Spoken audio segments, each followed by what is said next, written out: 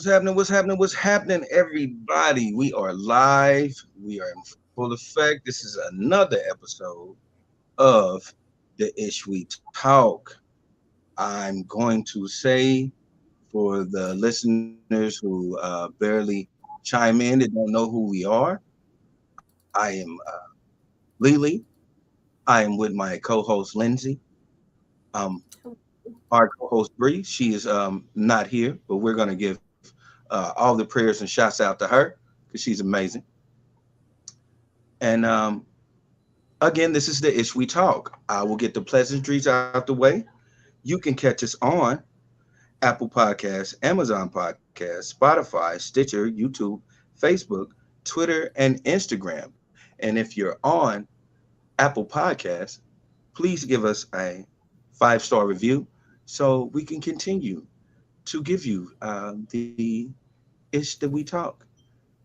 And now that is out the way, I will not act like I'm on AM fucking radio. What the fuck's the deal? All of you ugly motherfuckers. What's popping? I'm here with you. We here together. We gonna make this shit pop. Lindsay, what the fuck is going on? My dog. What's going on? Shoot, nothing much here. Nothing much here. How are you today? I am all right. I cannot complain. It's a Saturday. And I It, enjoy my leisure of a Saturday. yeah, it is definitely a Saturday. Saturday afternoon. We are here live and in color. Yeah, Boom, goddamn it. right. Yeah. So, what topic would you like to start with today? Let's see.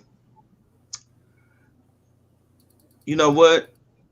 Let's just go ahead and get this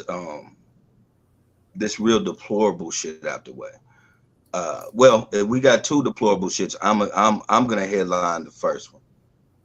Um, if you have, like Lindsay says, been living under a rock and have not been paying attention to social media or just media, period, we have a situation where we have an NFL legend who has been stealing money from the poor people of Mississippi.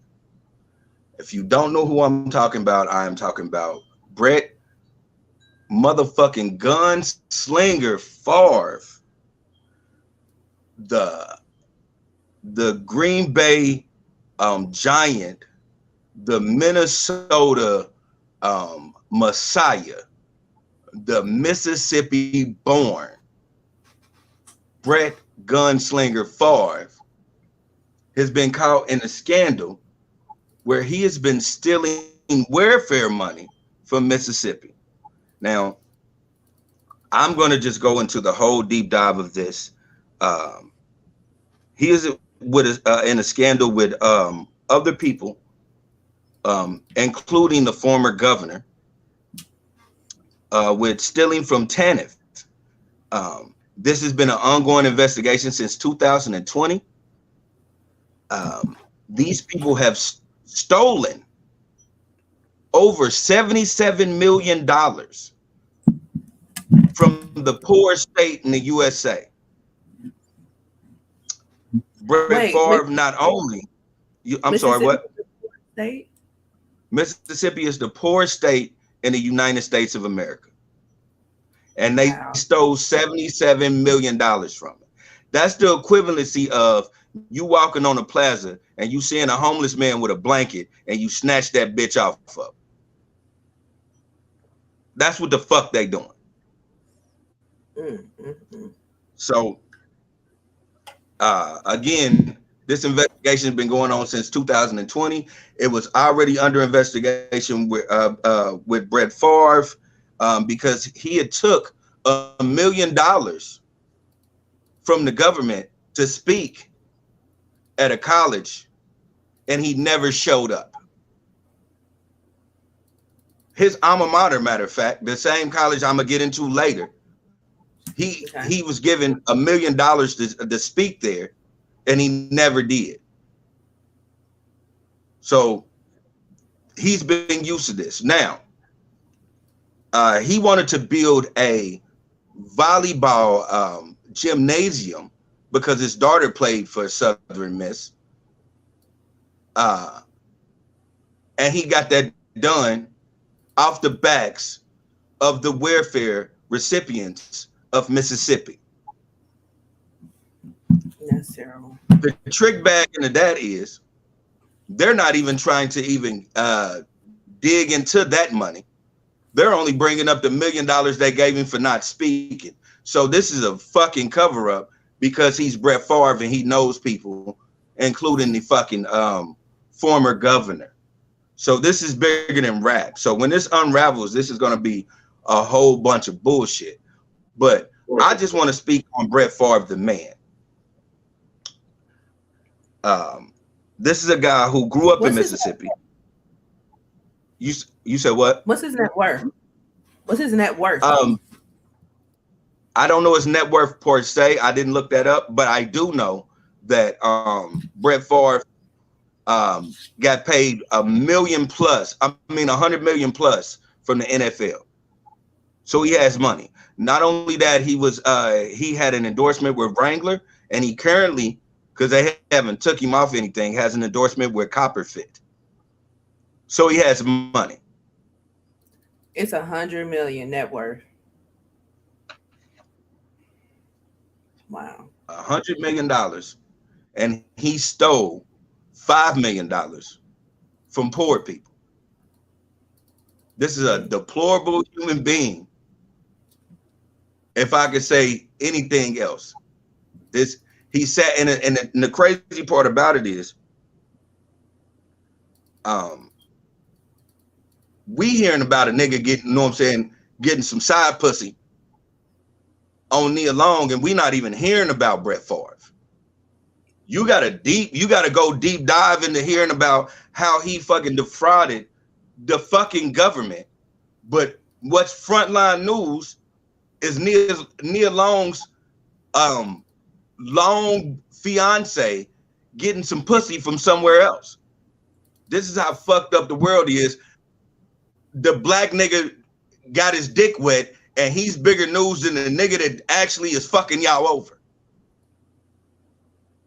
Yeah.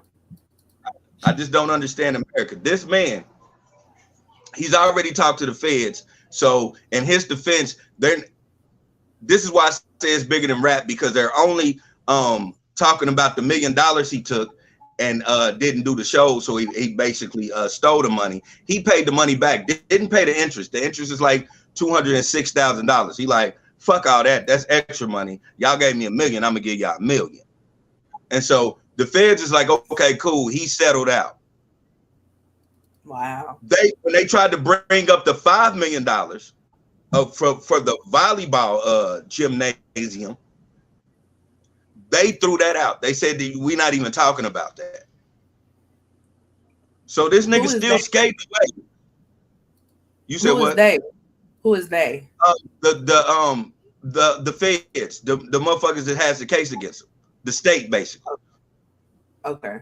The state threw they said we ain't even gonna talk about the $5 million. So that right there tells me it's bigger than that. If they talk about the $5 million, they're gonna have to bring more people into it, and they don't want to do this. This is a giant cover up. Yeah, because they're gonna take down a whole lot of people. Yeah. The only one that's been charged so far is a lady who did a nonprofit with the former governor. She admitted to 13 charges, and then her son pleaded guilty to defunding the government. But nobody else has been charged. Not the former governor, not Bret fucking Gunslinger Favre.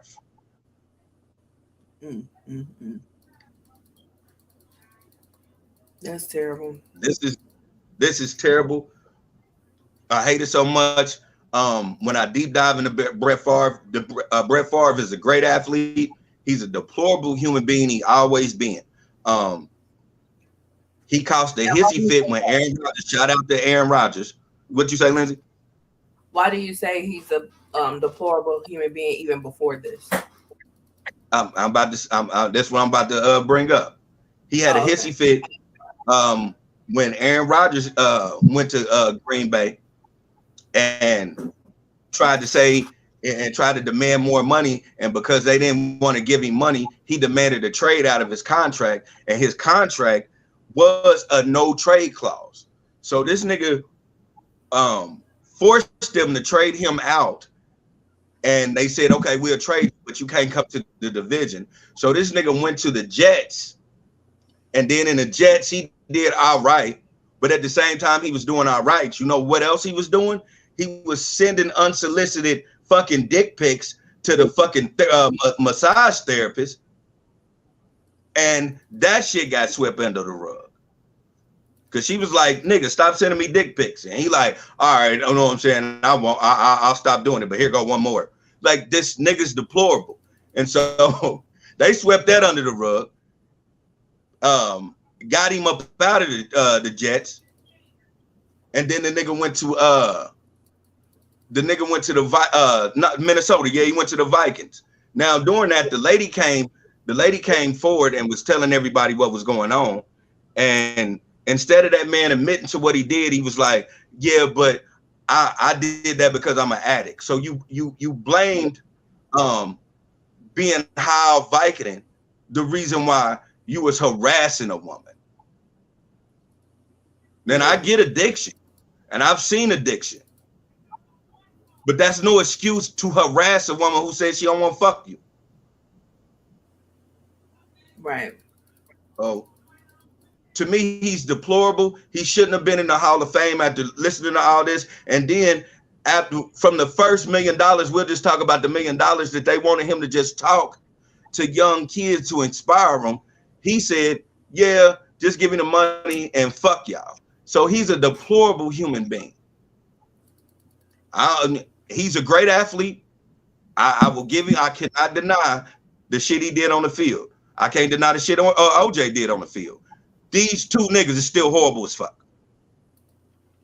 And he should go to jail because he's stolen millions of dollars from people. Check it out. It is so many people in Mississippi. I don't know the number per se, but you know how many people in Mississippi is getting food stamps or TANF? Yeah.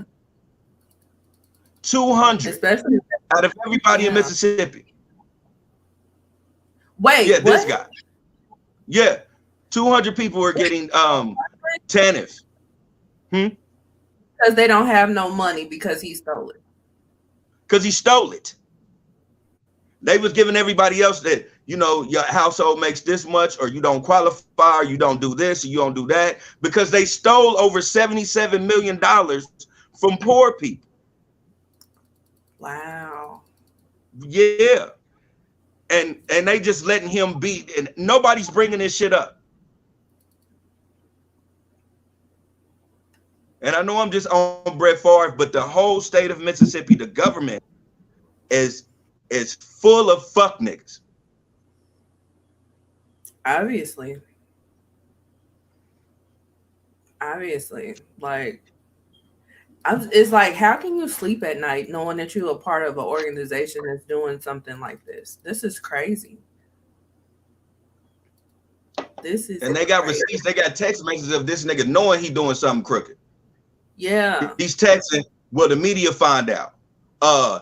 Is such and such on board with this? Because if such and such ain't on board with this, hint, hint, we might need to reword it a different way. This shit is on text messages. So this nigga knew he was fucking people over. So what was the scheme? The scheme was to take money out of TANF to fund certain things. Like he used it to fund the volleyball gymnasium rebuild. Some people, the lady used it for a nonprofit. It was another person that used it for a pharmaceutical company. That also Bret Farve was endorsing. So it's a whole unit of these niggas that knew that they were going to take from the poor. They were reverse Robin Hood. They were stealing from the poor, giving back to the rich. So my question is, like, how did they do the paperwork? Like, how did they word it to where it would look They ran it legit? through the nonprofit. So they set up a nonprofit that wasn't really non-profiting. Mm-hmm. And that's how they got the money Yeah, allocated to them from the state. yeah. The money that they recovered. But they didn't change the budget in the state. They just reallocated it from food stamps to this nonprofit. Yes, yes. That's why I Wow. went under investigation. It was uh a great news reporter in Mississippi who is a part of an underground newspaper. Mhm. The reporter's name is Anna Wolf. She uncovered this shit. She had a source that no one said uncovered it. So this been going on. Who knows how long this been going on? But she discovered it, and it started going under investigation in 2020. So even though they know that $77 million has been stolen, they're only talking about the nonprofit for taking 2 million, another dude for taking like 3 million, and Bret Farve with the million, and then another nigga like with $400,000. That's pocket change compared to the $77 million Right. that has been taken from poor people. Golly. And only two people have been charged. Only two. That's Mm, how that when I see that, that's when I know this is a big cover up. absolutely. Absolutely. There's a lot of people that got paid out of that 77 million. And I'm willing to bet that none of those people needed it. They None weren't of in a them. bind, Nate. Like they weren't in a bind at all. With none of them no none of them was talking to Nate. Right? Like Nate was not needed. No. Damn. Damn. I knew it was bad when I first heard it, but I didn't know how bad it was. It's bad. It's so it just the devil in the details of thinking about this. Um Mississippi is a state that is surrounded by one of the biggest rivers in the United States, if not the biggest. But yet Jackson, Mississippi is going through a water crisis.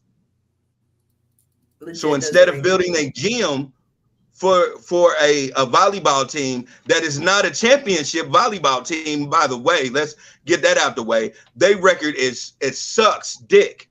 Their record is shabby, but they got $5 million for being shitty. That is the ultimate participation trophy if I've ever known about participation trophies. But yet, Jackson, Mississippi doesn't have clean water. They're going through a water crisis. remind me of some other place I know. But yeah. I don't understand it. If you was gonna steal, and I ain't even gonna say steal, if you was gonna acclimate money like that, why don't you acclimate money to put $5 million into the fucking water system? Yeah. Yeah, because like the rich people don't live in Jackson. So they're not going off of the same water system. Same thing like Flint, you know what I mean? The rich people don't live there, they Yeah, don't give a damn. shit is They do horrible. not, and it's unfortunate, you know what I mean? It's very unfortunate. Um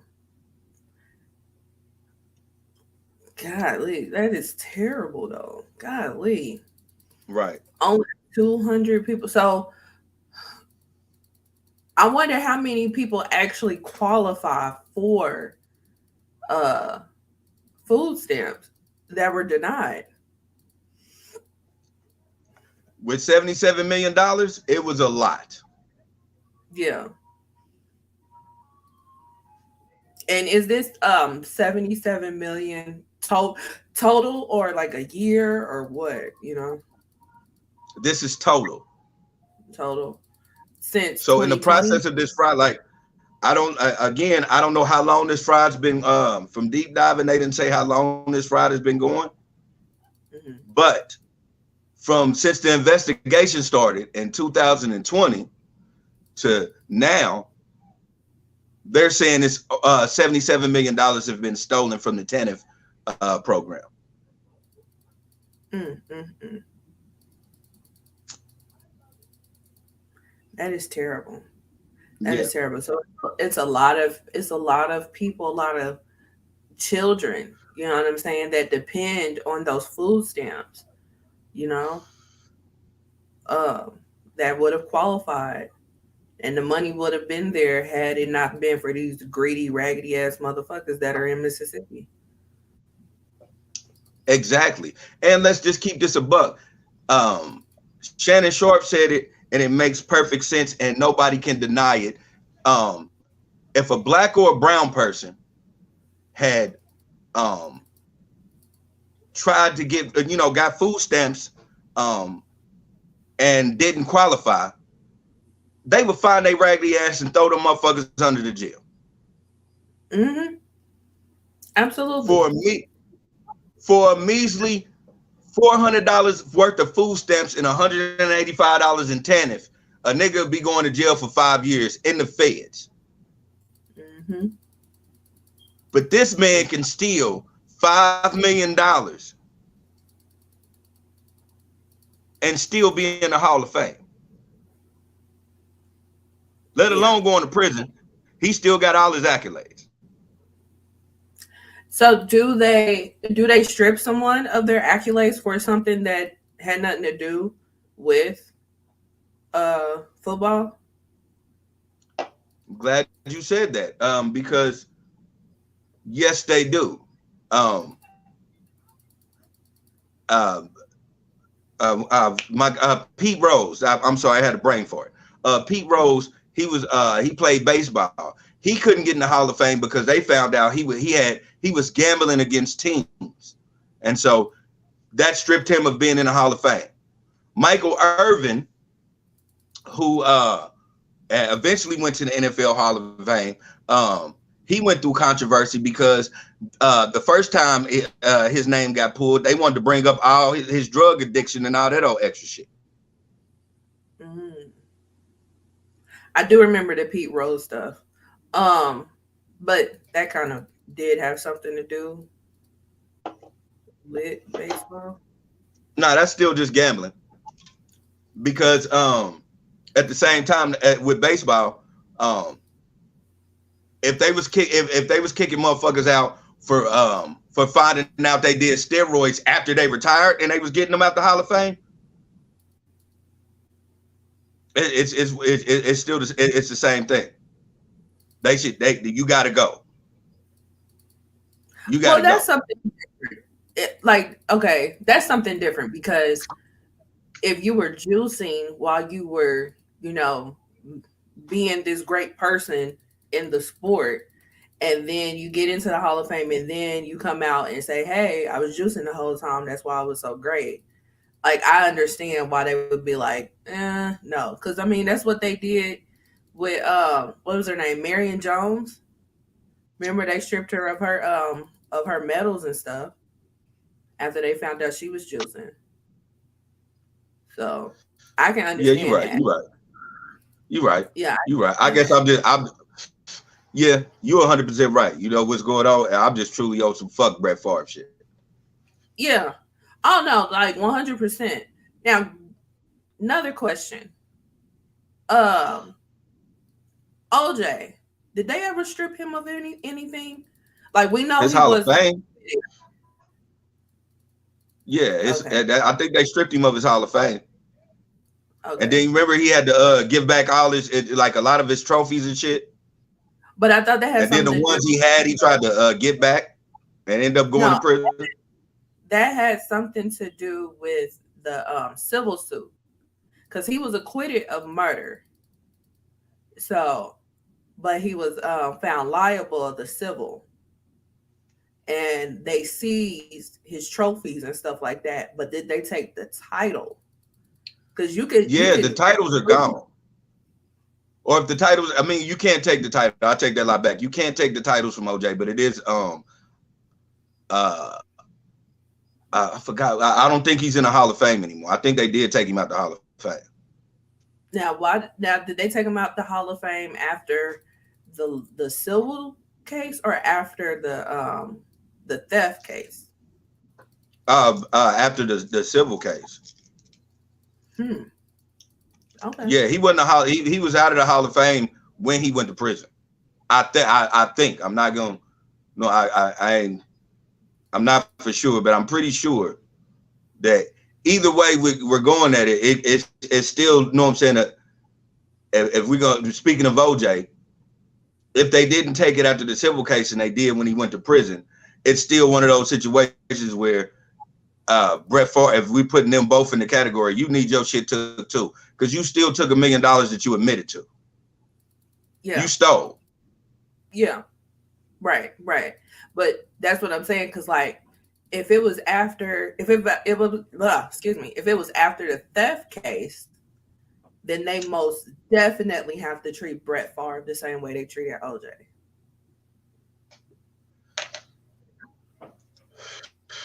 But this is the thing, and I hate to say it like that. The ridicule that Michael Vick went through about dog fighting is not even being talked about. And I understand he did his time, and you know he admitted to it, and he said it was wrong. But I'm gonna keep it a bean. I'd rather see you fighting dogs than stealing from a motherfucker who really needs it. You stealing from kids, right? You stealing from people with, you know, because welfare it's not only single mothers, it's people with disabilities and shit like that. You stealing from the disadvantaged. Yeah, you know, absolutely. All you heard when that shit went with Mike Vick, that's all you heard about. Yeah, for years. Now this shit coming out with Bret Farve, you don't even hear about it. You gotta do your research and go down it. You don't even hear about it. Right. That's all you heard about for years. Just like with this whole thing that's going on with the guy that got suspended for hitting a vacuum or something. Yeah. That was like a big deal, but Tom Brady like killed 2 tablets and ain't nobody doing nothing to him. So it's like it's crazy. But I mean, at the end of the day, we all know what it is. You know what I'm saying? Like the big fat white elephant is in the room with all of these situations.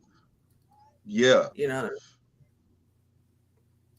But that's crazy. Check the balls out on this nigga. Bret Favre had a endorsement with Wrangler, and I don't know if people remember this, but he had an endorsement where he was like, you know, yeah, he's rocking Wrangler jeans, and they got the new wide crotch fit, you know, so you're able to be mobile. This is what he was endorsing. So Big Dick Favre has been telling people he's gonna do what the fuck he want for a long ass time now. Right. And nobody paid attention to it. I'm just now looking at it like, oh, this nigga, he been harassing bitches, he been taking drugs, and he been stealing money, and he made a jean to fit the dick of a nigga that does this. Yeah. Like, oh my fucking God, man. Nobody said anything. Wow. That is crazy. Nobody said nothing. If you YouTube old Bret Favre Wrangler videos, it'll show you how and they widened the fucking backside and crotch. And I'm like, oh my God, this nigga's been telling everybody I'm fucking y'all with no Vaseline for years. Hold on. I just got sent an article. Shout out to Glenn who's watching. He just sent me an article that says that there's an obscure rule that means that OJ Simpson can never be expelled from the Pro Football Hall of Fame. Oh, no shit. Yeah. Okay. So, well, I apologize to OJ for saying that. I thought he did get stripped of that shit. I thought he did too. They probably tried, but because of that. Oh, wait, hold on. Okay. We got some comments. Let's see. Glenn says Barry Bonds. And then he also says OJ is still in the Hall of Fame. The civil suit, he lost ownership of his possessions. That's what I was saying. Yeah. And then Tamika's watching. Hey, Tamika. She said, all I know is if Roscoe used Keisha's food stamp card and was living with her illegally, he would have been in jail. Yeah. Yes. Yes. She says, Lily, you are probably correct. He definitely needs jail time, period. Or you are absolutely correct. Excuse me. My dyslexia. Yeah. That shit is crazy. Yeah, that's insane. That is definitely insane. You think about, I got people in Mississippi, you know what I'm saying? I always say that shit. Shout out to my people in Greenville and Indianola. And I know how hard it is for them out there. Yeah. You know, so the fact that they couldn't even get a 1-up, you know, and I ain't saying welfare is a 1-up, but we got to stop acting like welfare is just for people that don't want to work. Sometimes it's necessary. Mm-hmm. And the fact that they couldn't get that is just horrible. Right. I agree. Let me see. I got a cousin that I don't think I used to be like, man, this nigga country as fuck, he dumb as hell. Now I'm thinking like, damn, what else is he gonna do when, you know, his baby mama can't get welfare? He can barely get a job because he a felon. Yeah, he gonna keep doing the same shit over and over again. Right. Exactly. You gotta like provide for his kids. Yeah, like you can't get up, you can't get an edge up. You know what I'm saying? Let's see. By rule, the Pro Football Hall of Fame does not remove insurees after election. That extends to those who have served prison time, those with controversial backgrounds, and anything in between. Once elected, nothing in the Pro Football Hall of Fame's bylaws allows for the removal of a Hall member. The Hall of Fame told Pro Football Talk in 2020. So whoever's in is in. So you got to do your shit after you get in, basically. Right. Okay. Yeah. Or at least you got to get found out after you're in. But yeah. So that this deplorable human being is still be in the Hall of Fame, but he can still go to the feds and be in the Hall of Fame. Yeah, which is where he should go. Him and his buddies, him and his dogs, Luke and Dookie, all them motherfuckers. Yeah. And it's so crazy because you're right about the whole Mike Vick shit. Because which is the part about the Mike Vick shit is that he wasn't even doing it. It was just happening on his property. But exactly. He wasn't even doing it. You know what I'm saying? And he went and took a year. He took a year in the feds in Leavenworth, Kansas. You know what I'm saying? For some shit he didn't even do. He wasn't even in the same, like when the shit was going down, he wasn't even in the same state. He was working. You know what I'm saying? But that goes to show you how, let's just be real, these white folks care more about their raggedy ass dogs than they do about black folks. Mm-hmm. And this is another example of that. You know what I mean? And they definitely didn't want a man like Michael Vick Yeah, they definitely didn't want a man like Michael Vick to start surpassing them, because that's what he was on the verge of doing. Exactly. Because, You know, it's okay for the black folks to be in all the other positions on the field except for that quarterback position, especially back then in the early 2000s. They was not yeah. here for a black quarterback at all. You know what I'm saying? Back So, then it was horrible. Nowadays it's different. I mean, Nowadays it's different. it's better, but it's not where it should be. Because they low key still ain't for that shit. You know what I'm saying? But it is what it is. It And was we the have different type Breezer. of quarterback that he was. Hey, What Yeah, up, Breezy? hey. yeah. Hey. So yeah, we're just wrapping up the first story with Bret Farve.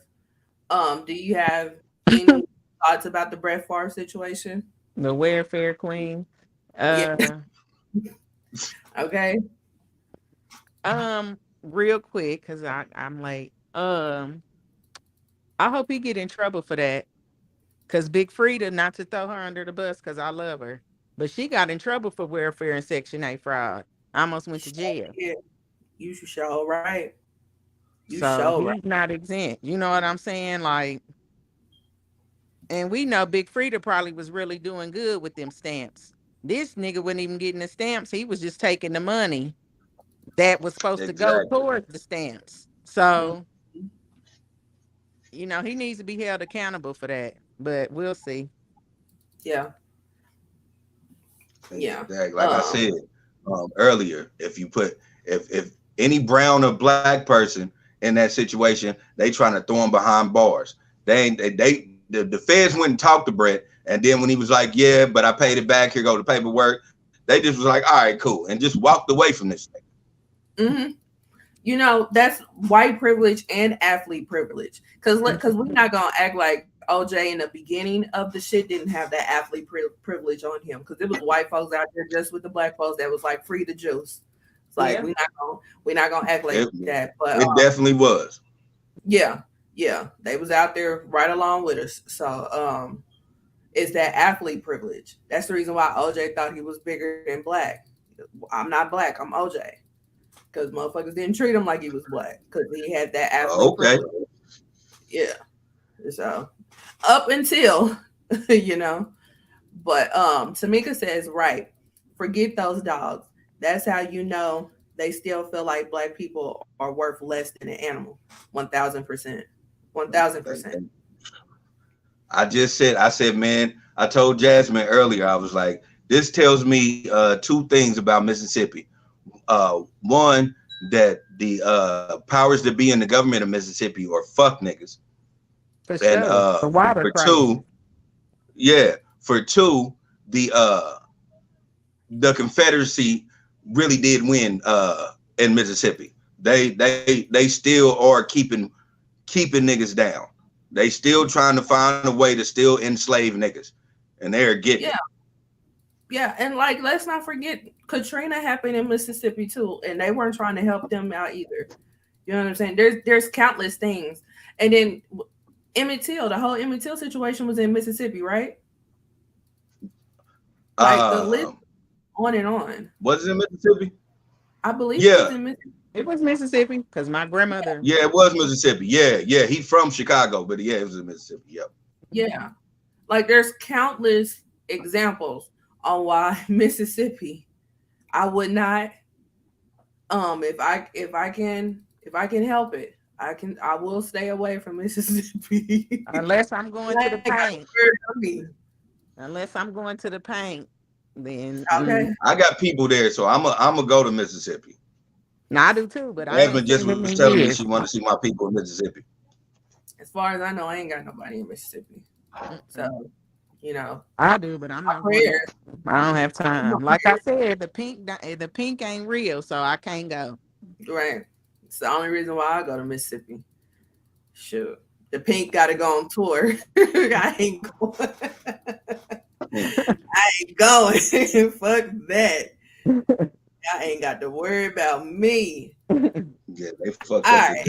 Mississippi is corrupt as fuck. That's my final thing I'm gonna say about this. Fuck Bret Farve, and Mississippi is corrupt as fuck.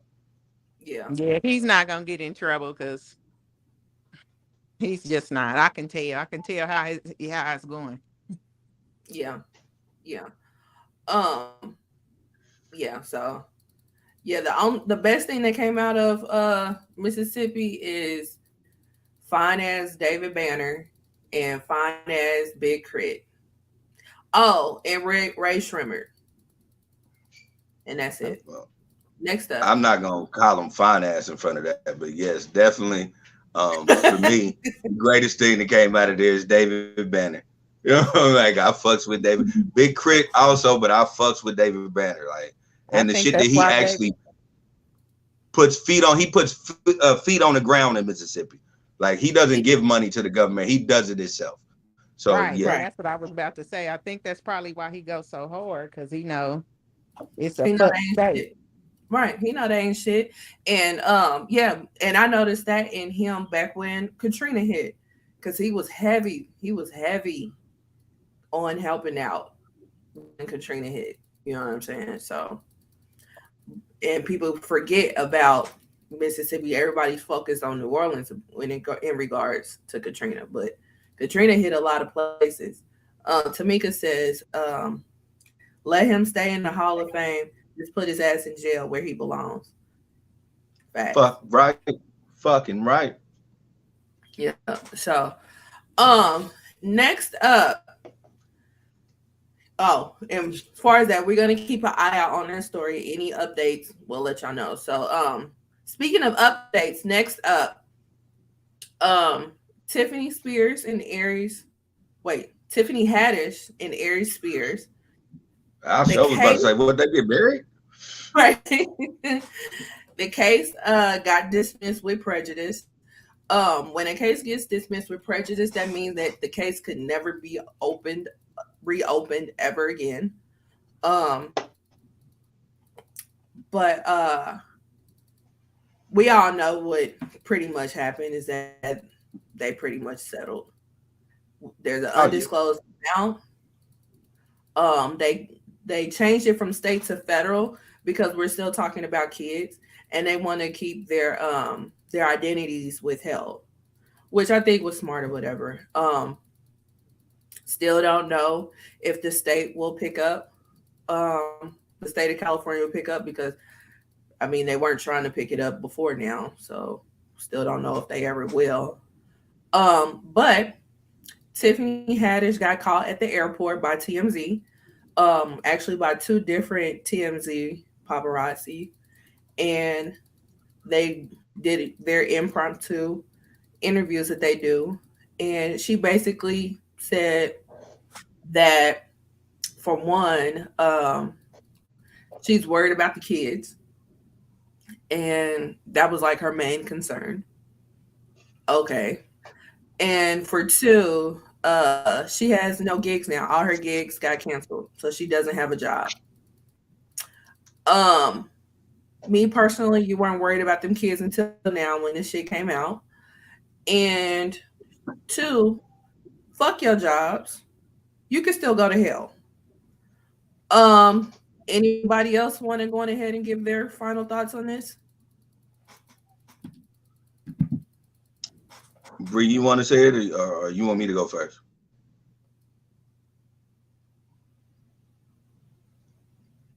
Okay, She's on. I'm gonna go first, Okay. and I'm gonna say,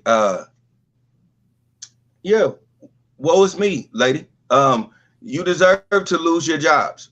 Like in the grand scheme of things, that's the least that could happen to you. Um, Whatever. At the end of the day, the settlement, yeah, it's good for the kids. You know, they don't have to keep, and you know, one of them's not a kid, but when this happened, they were children. Um, yeah, they don't have to keep bringing this up. They can still be, excuse me, anonymous to this. So I get it, but you just basically gave them their own blood money, whatever you gave them. Excuse me, it was you gave them their own blood money. So I don't per se have a sympathy for you or empathy for you, because as much as you're trying to make an uproar now, like what happened back then was wrong. You should have thought better back then. Like, I know everybody makes mistakes, but that wasn't a mistake. That was just fucked up. That you would that you would have thought something like that was funny. Two, that you would lie to not only the children but their mother about what they were doing in the first place. Like, let's not get that away. When you settle out of court, it's because truth be told, you did lie to them. You told them they were going somewhere for Nickelodeon, and then you had this nigga strip naked and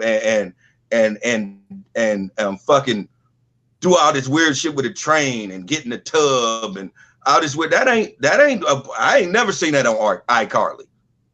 Okay.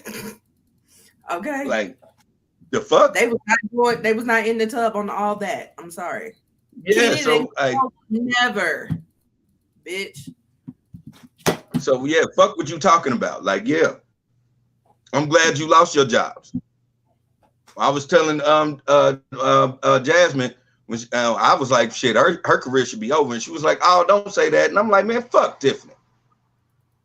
What you mean? Don't say that.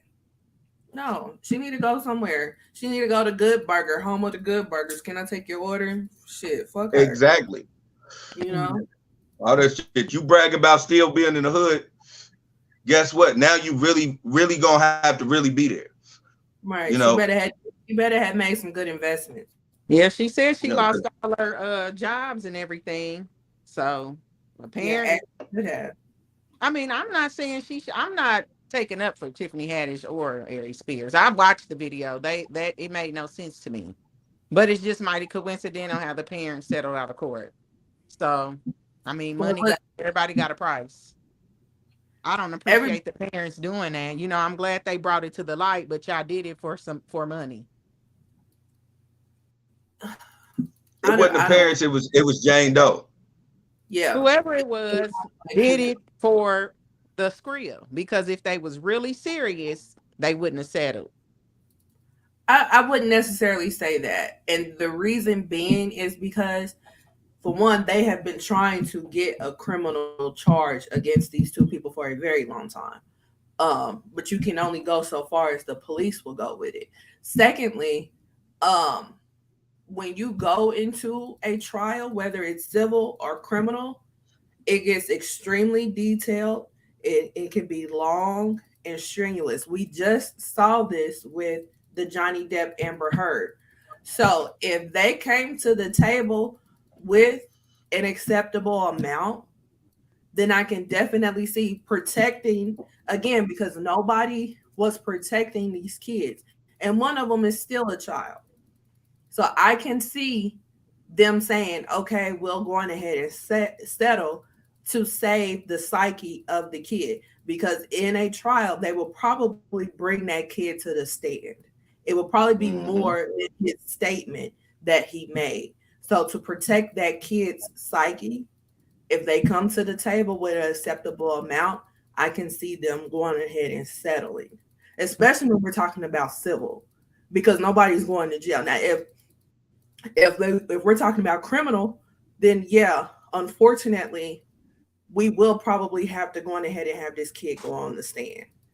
Just to, because that's what happens in a criminal case. The victim has to go on the stand, especially with a case like this. You know what I'm saying? So that's why I can't be like 100% they in it for the money. They've been trying. You know what I'm saying? They've been trying for a long time. It's just coming to the forefront because of the Lizzo Aries Spears situation. That's why we know about it now. So I just feel like this. I understand all that with a psyche and when the kids, and I get it. I understand. I'm a parent, but I mean, people have a price. That's all.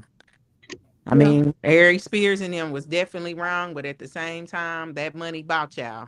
Like he said, it's a shakedown. it was wrong, and they should have definitely, you know, whatever the case, however long it took them, whatever. As soon as they threw that, it didn't take long. We heard about this. We just talked about this week 4 last. Now look, they settled out of court.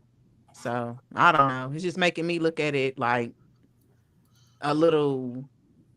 I mean, I'm not validating the kids everything because I agree it's wrong. I'm not taking up for neither one of them because I don't like neither one of them. They all right. You know what I'm saying? It's not like, oh, she was my favorite. She did nothing. She contributed nothing to the comedian, which is for the women standpoint to me. It's not like it's Monique or nothing. You know what I'm saying? So, or what's her name? Such a fucking lady with the lips. It's not like it's none of them.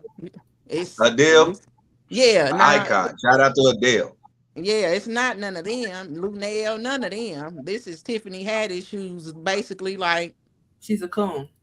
okay, so I don't agree, but it's just we just did this a week 4 last on the podcast, and I'm thinking like, okay, they gonna get what they kind of deserve civilly. We know civilly means basically pay out money, but they immediately, it must have been a very good amount because it's done. It's done now. Yes, and it still cost her job. She done. She can't do nothing. She gonna be on Tubi. Yeah. Yeah. She gonna be in the closet with all of R. Kelly's all that. I'm gonna go get me a gun. Me and you on the same page, Bree. Like, you know, well, I agree with you on the, you know what I'm saying, the everybody has a cost. So I do I'm 100% agreements with you. So I get it. Like, and then at the same time, like Lindsay and you said, like I get the kids not you know, the young boy still not wanting to, like, you know, go to trial and put his face up there and you know, because you said what? I'm sorry, rehashing it, reliving it, you know. Yeah, he don't want to do that. So I get that. I hope the settlement was financial enough.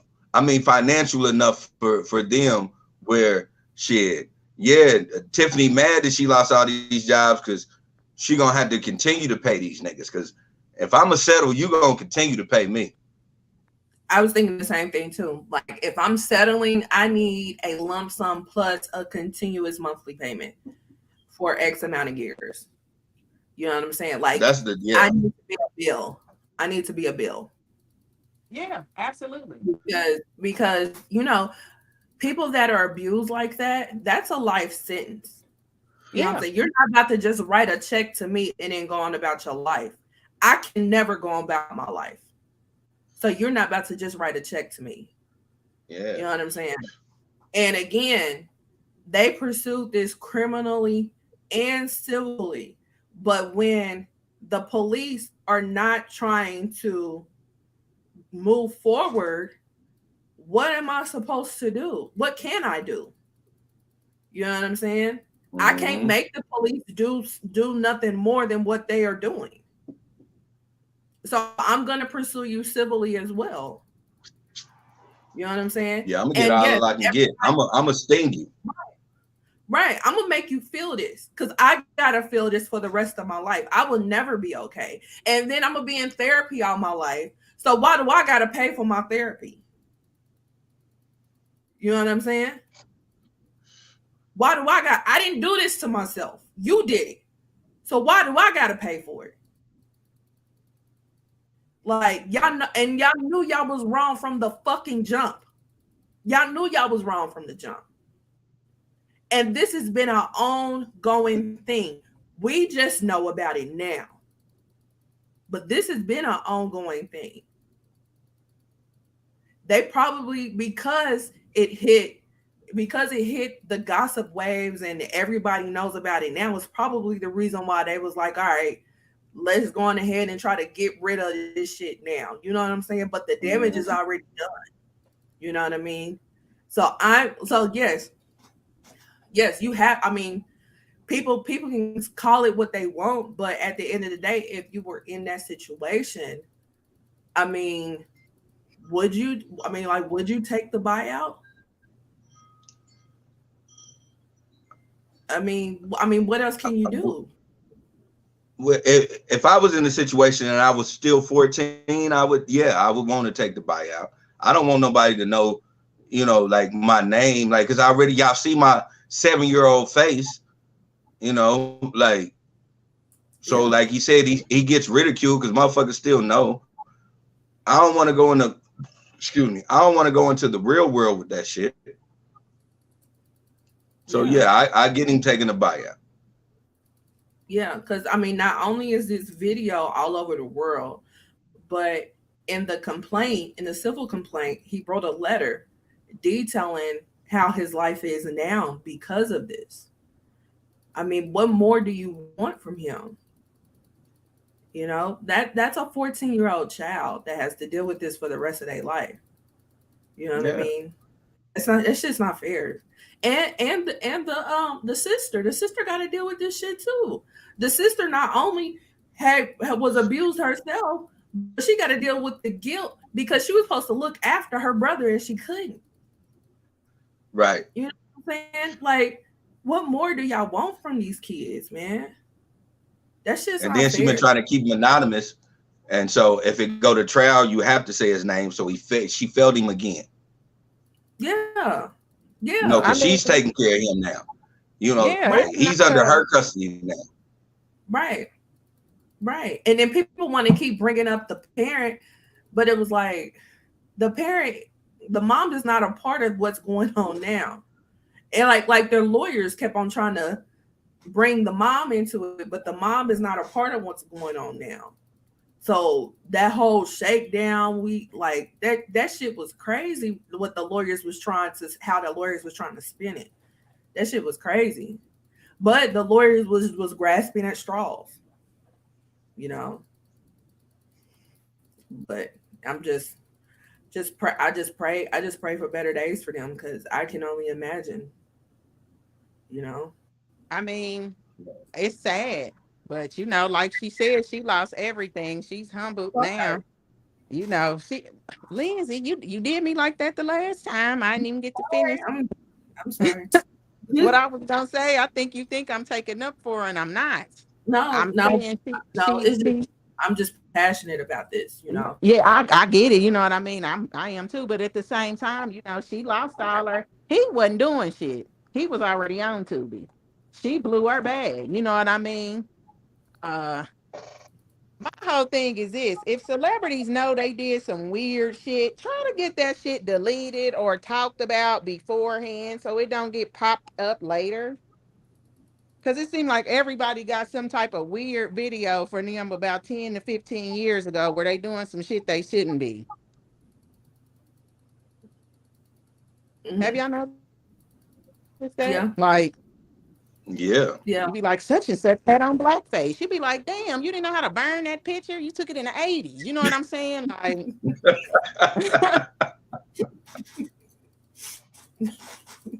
it's a different time, That's a fact. You got to do that. Like, I mean, I'm not trying to sound insensitive or none of that to them kids. Fuck that bitch. Fuck him too. Excuse my language. But at the same time, yeah, that's what you get. You didn't cross your eyes, got your T's. That's like the ex drug dealer that became the mayor, but still keep his burnout phone. Like, what? Why, nigga? Right. Like, gotta stay far to the streets. Gotta keep his bat phone. No, nigga. And that's why you're in prison right now. Right. That damn bat phone. Get you every time. Glenn says he won't get in trouble for the simple fact that all those plantations that are in pristine condition are all over like Popeyes or some shit. He's talking in regards to Bret Farve. You're right. You're probably right about that. And also, remember that whole plantation that was on Airbnb? Yeah. That was cottage slave quarters. Right. The slave quarters. That was Mississippi. That was Mississippi. Again, Shout out to Mississippi. I hate to be that guy because I know y'all government ain't shit, but shout out to Mississippi because my family is there. So I love y'all. So, Shout out to and we them. love you know what I'm saying? Mississippi pride, man. Right. Am I Yeah, crooked crooked letter I. Humpback eye, Mississippi pride. Am I? Y'all know he coming here. Yep. To Boulevard motherfucking Nights, and I'm not going just because it's at Boulevard motherfucking Nights. So I feel you. Want to arrive alive and It's gonna be a arrive home bunch of alive. zesty niggas there. It's Tory. Okay, that was off subject. Yeah, that's it. There go our left people. It's gonna be a bunch of zesty niggas in Boulevard Night, y'all. There's gonna be a lot of Uncle Cliffords down there. You know what? I'm gonna ride past it just to see. Right. Is that this weekend or next weekend? Oh snap! Is it this weekend? Because I might have to make an appearance, and I ain't feeling too hot, but I will ride past just to see the fuckery. Cause right. Well, if you do, let me know. I'll come on lunch break. Because if it turned into the paint down there, yeah. But just on this, I mean, it's called Murder Night. Do y'all watch the show? Like Murder Night never turns out. Start watching it this season. I just started watching it this season. I'm not talking about y'all specifically. I'm talking about y'all in general. Murder Night never turns out good, and y'all called it Murder Night. Like, oh my god. Well, was in the marketing room on that day when they made that flyer. Mississippi pride. And I've never seen the show. Glenn says they carrying purses with gig guns in them. LOL. What are gig guns? I don't know. I don't know what gig guns is either. Maybe I'm out of the loop. That might be typo. I'm sure. They say big guns. They carrying purses with big guns in them. They definitely is. Yeah. All right. So back. So yeah. So that's Tiffany and Aries. Yeah. So next up, Tim Norman. For like just a short recap. Anybody that knows? Yeah, he meant to say big. Yeah. So anybody that knows, Tim Norman is Miss Robbie's son. Miss Robbie is from Sweetie Pies, the show that used to be on about the restaurant Sweetie Pies that's in St. Louis. He was charged with conspiracy to commit murder of his 18-year-old nephew, and this past week he was convicted. Did we think that it was going to turn out any other way? No, because he did that. I feel sorry for the nephew. That's heartbreaking. It really is. It really is. That is heartbreaking for your son to kill your grandson. Wasn't that her grandson? That was her grandson of her deceased son. Yeah, I thought so. I was like, what? Ain't that the one who daddy died or something like that? So yeah, Miss Robbie had two sons. One of them is dead. And her other son killed her deceased son's son. So yeah. Yeah. Lily, did you have what I'm saying? Everybody think having money is everything. You know what I mean? And it is, you know what I'm saying, to people who don't. Like, we come up on $6-7 million, you know what I mean? We gonna be different too, but it don't last forever. You know what I'm saying? And the deaths people will go to keep it is sick. Right. Because he had a $450,000 life insurance policy out on him that he tried to collect on after he passed away.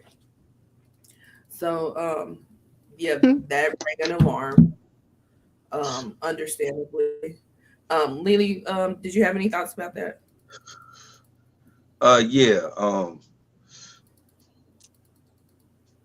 watched Sweetie Pies a couple times, and I always thought that nigga was fucking weird. Like, I just didn't know what I'm saying. I'm like, I didn't like the nigga's mannerisms, how he moved. I thought he had a body like a fucking single baby mama of 3. I didn't understand why the fuck this nigga had this much power and in this fucking restaurant.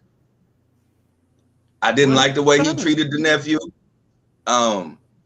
So when all that shit came out, I'm like, yeah, he did that shit.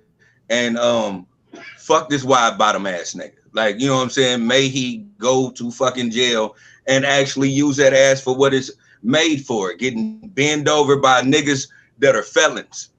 Oh. Like, what the fuck? So you want him to Kevin Gates, bitch, bend over, stand your toes, lock your knees back, then bring it to your nose, bend over. If that's how I get down, yeah. If that's how I get down, most definitely. All up in your stomach, all up in your stomach. Smack your ass, pull your hair, and you better not do all no that running. bullshit. All that shit. He need all that shit to happen to him. Cause how you kill your brother's son? Like, that's cold. If something happened to my brother, if my brother died, like, and God forbid, knock on wood, if my brother passed, then I would never, nothing in my mind would be like, kill my nephew because I need the insurance money.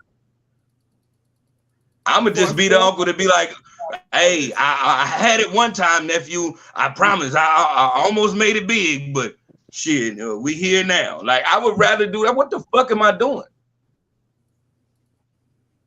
That's what makes it that much worse. It's $450,000. Like, that ain't no money for real.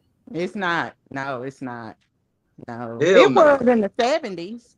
You know what I mean? At a point in time, you say $450,000, that makes some people's ears perk up. But facts. But in the grand scheme of things of where they were at, it doesn't mean nothing, like y'all said. Like, anybody who's listening to this, I'm not gonna downplay you for getting $450,000. What I will say, in the grand scheme of what they were doing, that was chump change. These niggas on the verge of making millions. They have restaurants in the TV show. Exactly. Co-signed by Oprah. On her network, you know? And it was very popular. Like, there was no need for that. But he was a greedy motherfucker. And you can tell by them hips how greedy his nasty ass was. Like, he was nasty. Exactly. His hips don't lie, like Shakira said. Right. Niggas hips don't lie. His hips ain't never lied. You right about that. His hips never lied. I mean, we all knew what it is. I'm gonna be honest with you. Sorry if I cut anybody off, but I didn't really watch Sweetie Pies when it first came out. That was a show my mama watched, and I just happened to watch a couple of times and got into it a little bit, you know, because of her. But when I first seen him, first thing I said, well, is he like the company of the men? And my mama said, no. I said, oh, we'll see about that. Right, he do come on. He came from the feds, and then after working out in the feds. So yeah, he already been in prison. So he came from the feds after working out and getting his body right, still looking like the bitch who all you got to do is give her a bottle of Hennessy and you can bang that shit. This nigga's body was, like I said, this nigga body was built for fucking niggas with felonies. Like, he built his body for this shit. So let him enjoy it. Let him enjoy that shit. Because that's what he want to do. This is my thing, and I know I'm going to sound kind of crazy. I don't really know which nephew it is that died. Is it the little petite skinny one or the other one?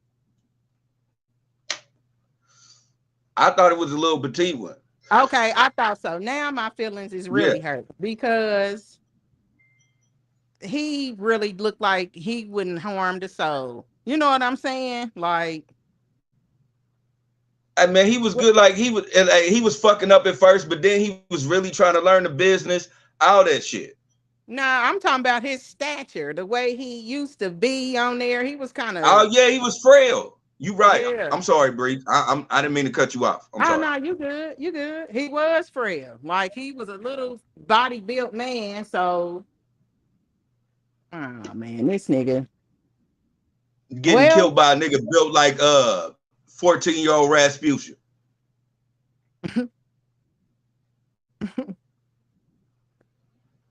Hey, you my boyfriend now, built ass bitch. Like what? That's sad. That's horrible. yeah, that's horrible. I sure hate it. But Tim, you know, good luck in there. You'll get accustomed to it. He gonna get messed up just because of the nature of his crime. It's public. Everybody know he did it. He's gonna get harassed. I ain't saying he can't handle himself in there because he's being, but he's definitely gonna get harassed. I tell you what. I tell you Only what. thing I'm gonna say, Only thing I'm gonna say, and I don't know and I don't this from my experience, but I'm gonna just tell you what I know about niggas in the feds. I hope Tim don't be around a bunch of DC niggas who done been, you know what I'm saying, been locked up since they was like 20, because them niggas definitely gonna take that ass. Them, Well, you know, from what I know about DC niggas in the feds, some of them niggas be in the feds because, you know, they from DC, so every crime is a federal crime. A lot of them niggas, or they start off, you know what I'm saying, in the feds early and then always go back there. And some of them niggas didn't even get their first piece of ass until they got locked up. So these niggas like boy pussy and all that shit. From the niggas I know that went to the feds, they was like they always knew a DC nigga that would fuck a nigga in the mouth and the ass. They was hell bent on that shit like it wasn't hard, like it wasn't gay. Like nigga, that shit is gay. I'll fuck you in the mouth, nigga, and meant that shit. Well, you know, if that's their preference, nothing's wrong with that. But at the same time, you know, sometimes in jail it don't be voluntary, sometimes it do. So hopefully it'll work out for him. but Hopefully, he built like he ready for it. Y'all remember his mugshot? Like he looks like a sociopath. Like He definitely has some sort of personality disorder. He got his nephew killed. It ain't like he just met his nephew last month. He been knowing this little boy all his life. Exactly. Right. But he, like him in that mugshot, that was scary. That's like that movie Smile. That's how he looked in that damn mugshot. But Glenn says they saved them they saved them STL niggas is grimy. Then he said they definitely gonna bend that big booty boy over, LOL. Yeah, they is. Tamika says that's because this is what it takes to be in the industry. These people try to tell us that in so many words. That's why all the kid stars are effed up. She's talking about the Tiffany and Aries Spears situation. But yeah. So don't drop the soap, nigga. Don't drop it. Oh yeah. And before we get off this, shout out to all my DC niggas. I don't know if all y'all be on that shit. Like I said, it's not my experience. And I don't want none of you niggas coming to check me on no extra shit. I'm telling you that I know for a fact the people that I know went to the feds, they was like, shit, some of them DC niggas was crazy. So I ain't saying it's all y'all, but y'all know who I'm talking about. Right. So sidebar, you know, we're gonna take a little left.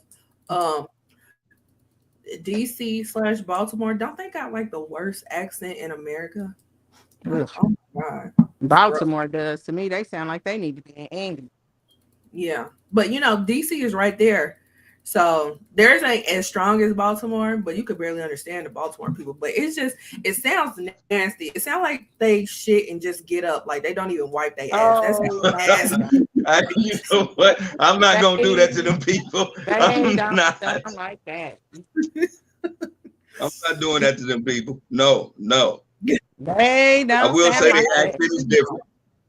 That's how they accent sound, like they don't wipe their ass after they take a number 2. But anyway, it don't sound like that to me. It's they accent sound like any given moment they gonna swing on you to me.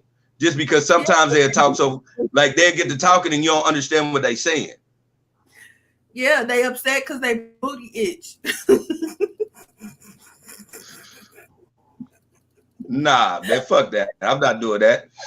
I just made my Baltimore niggas sound like gangsters. You not about to turn around and be like, nah, they dirty as a motherfucker.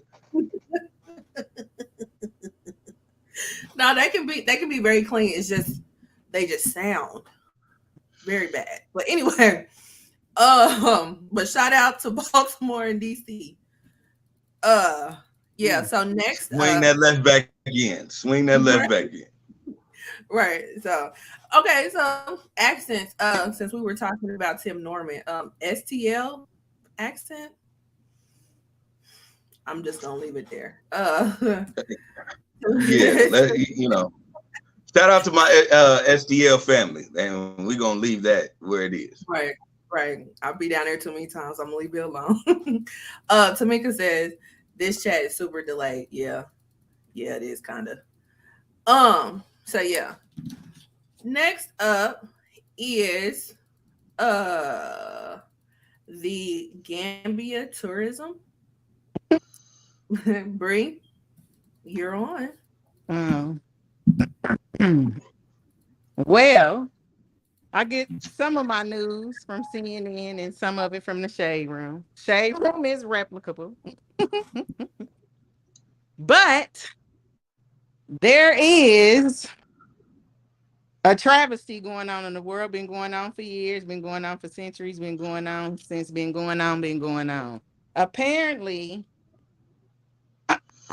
a groups or droves of European white women are down in Gambia, and Gambia is in Africa. And apparently a lot of middle-aged United Kingdom women are going down there seeking pleasure from our African American men. They calling them African toy boys. It's been a thing since the 90s, evidently. It's getting to the point where the men there don't want women from the British colony coming.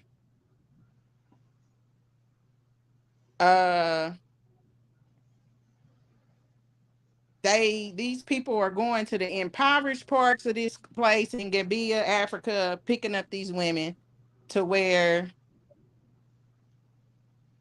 it's getting out of hand. It's kind of turning into sex trafficking. Let's call it what it is. It's sex trafficking. That's how bad it's getting. What are y'all thoughts? And because I'm gonna go last. I guess I'll go. Again, like I told y'all before this podcast, like, who would have ever thought in a million years that Africa, of all places, these niggas would be like, I'm so tired of these white bitches coming over trying to fuck these boys. Like, not boys, but man, trying to, you know what I'm saying? I'm so tired of these white bitches wanting this black dick. Like, wow, Gambia, you are a front runner and you don't even know. The Snow Bunny crisis is real. And for you to step up and say, hey, I'm done with this shit. No more pink pussy for us. Oh. I am behind you 100%. I don't understand the flex. I remember seeing this on it was a Vice documentary. I seen that they these women have been going there and like fucking these fucking these black dudes, and some of these black dudes have wanted to marry these white women and try to put them in the tribe, and motherfuckers like, hell nah, get this bitch up out of here. Like, what are you doing? I remember seeing a documentary about this shit. So yeah, Gambia, like, hey man, enough is enough. Like, I've always said, I know I've said it on this podcast. I think white women are black men's kryptonite for some strange reason. I don't know what superpower they have, because evidently I'm immune to that shit. But I done seen niggas fall off for them. So I really love to see a group of niggas saying we ain't doing this shit no more. They done turned into that song. We're not gonna take it. Yeah, we come on, like this amazing, because some of them, because when I seen the documentary, some of them were actually like they were leaving the village, they were leaving the villages and all that shit. So it was like it's just women that just out here that a part of the village. They don't have a family and all this because the nigga they was betrothed to is he's about to go to America, or he didn't said fuck this shit. I want to marry this white bitch, so she got to go through this whole ritual of, you know what I'm saying, becoming a part of my tribe so I can marry this hoe. Like, yeah, I'm glad somebody was like, enough is enough, god damn it. Or and they like, enough is a fucking enough, bitch ass nigga. Enough is enough. No more white pussy for you. Look at what you do. I lose cows. I lose so many cows because you want to fuck this bitch. Let's just acknowledge the fact on how bad it has to be for people to decline tourism money. Because that's like huge. Yeah, and they're poor. Huge. So yeah. They're poor. That's how Yeah. fed up they are with the shit. They poor and living in very impoverished conditions and are closing their doors on these hoes. Like, nope. Because y'all got to think. Some of these motherfucking white bitches is coming down there and getting the biggest, strongest, longest dick nigga and taking him to America. Now who's going to tend this shit? Who's going to tend the shit he was tending? Well, see, in this case, the ladies aren't taking them to America. They just doing it to them the whole time they visiting, which is for months, and then going back home. Yeah, they're down there getting their groove back. How how white English women get their groove back. Glenn says, "Hold on, Bree. Those are African, not African American. Don't put that on us." LOL. I'm sorry. I that was completely wrong. And when I said it, I meant to recant it, but I kept talking. Man, it man, is. fuck all that shit. My Umar Johnson voice, man. Fuck all that shit. We all African, man. I don't give a fuck what y'all talking about. We descendants of niggas from over there. Well, I'm about to put my Dr. Dr. Niece hat on to finish the story here, because now these are my thoughts. The entire fact that these pasty, patty, mayonnaise, vagina, United Kingdom, white, trans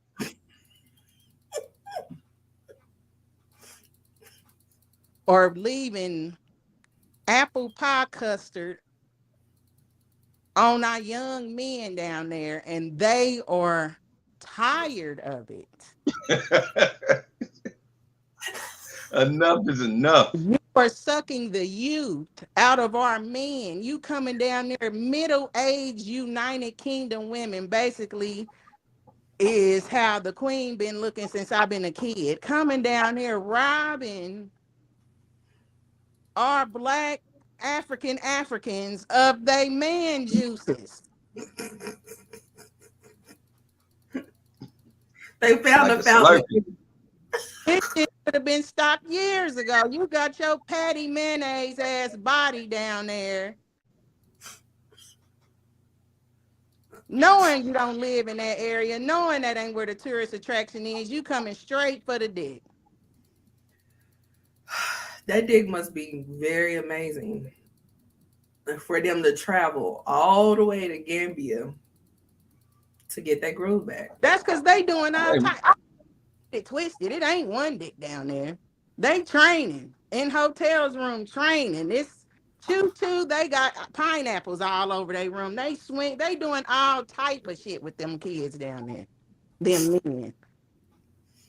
You down there looking like a damn pervert in a van.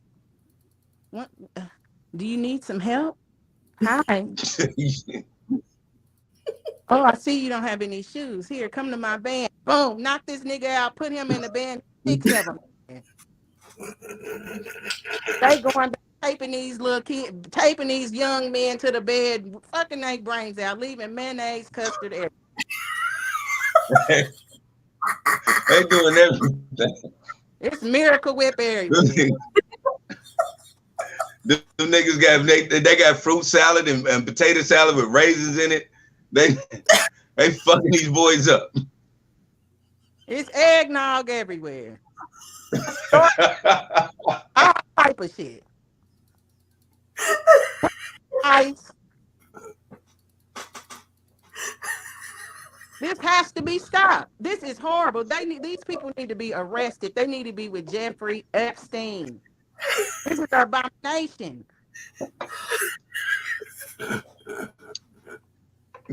These bitches out there talking about you want a sweet potato pie? Nah, you gonna get this pumpkin pie. Like they fucking these boys up. Look, sorry, Lily. I'm still Dr. Umar's niece. I am sorry. Look at this shit.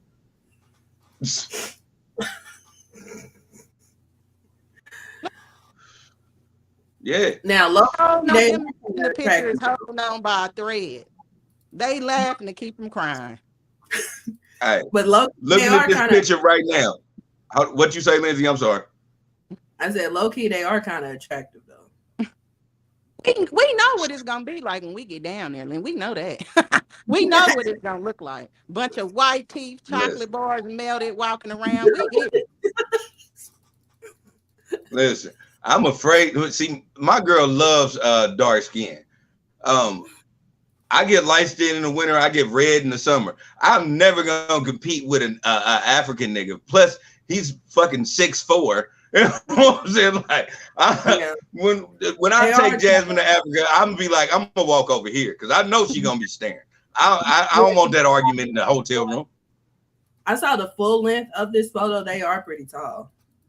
Yeah, they from Africa. We tall. We was we was kings and queens.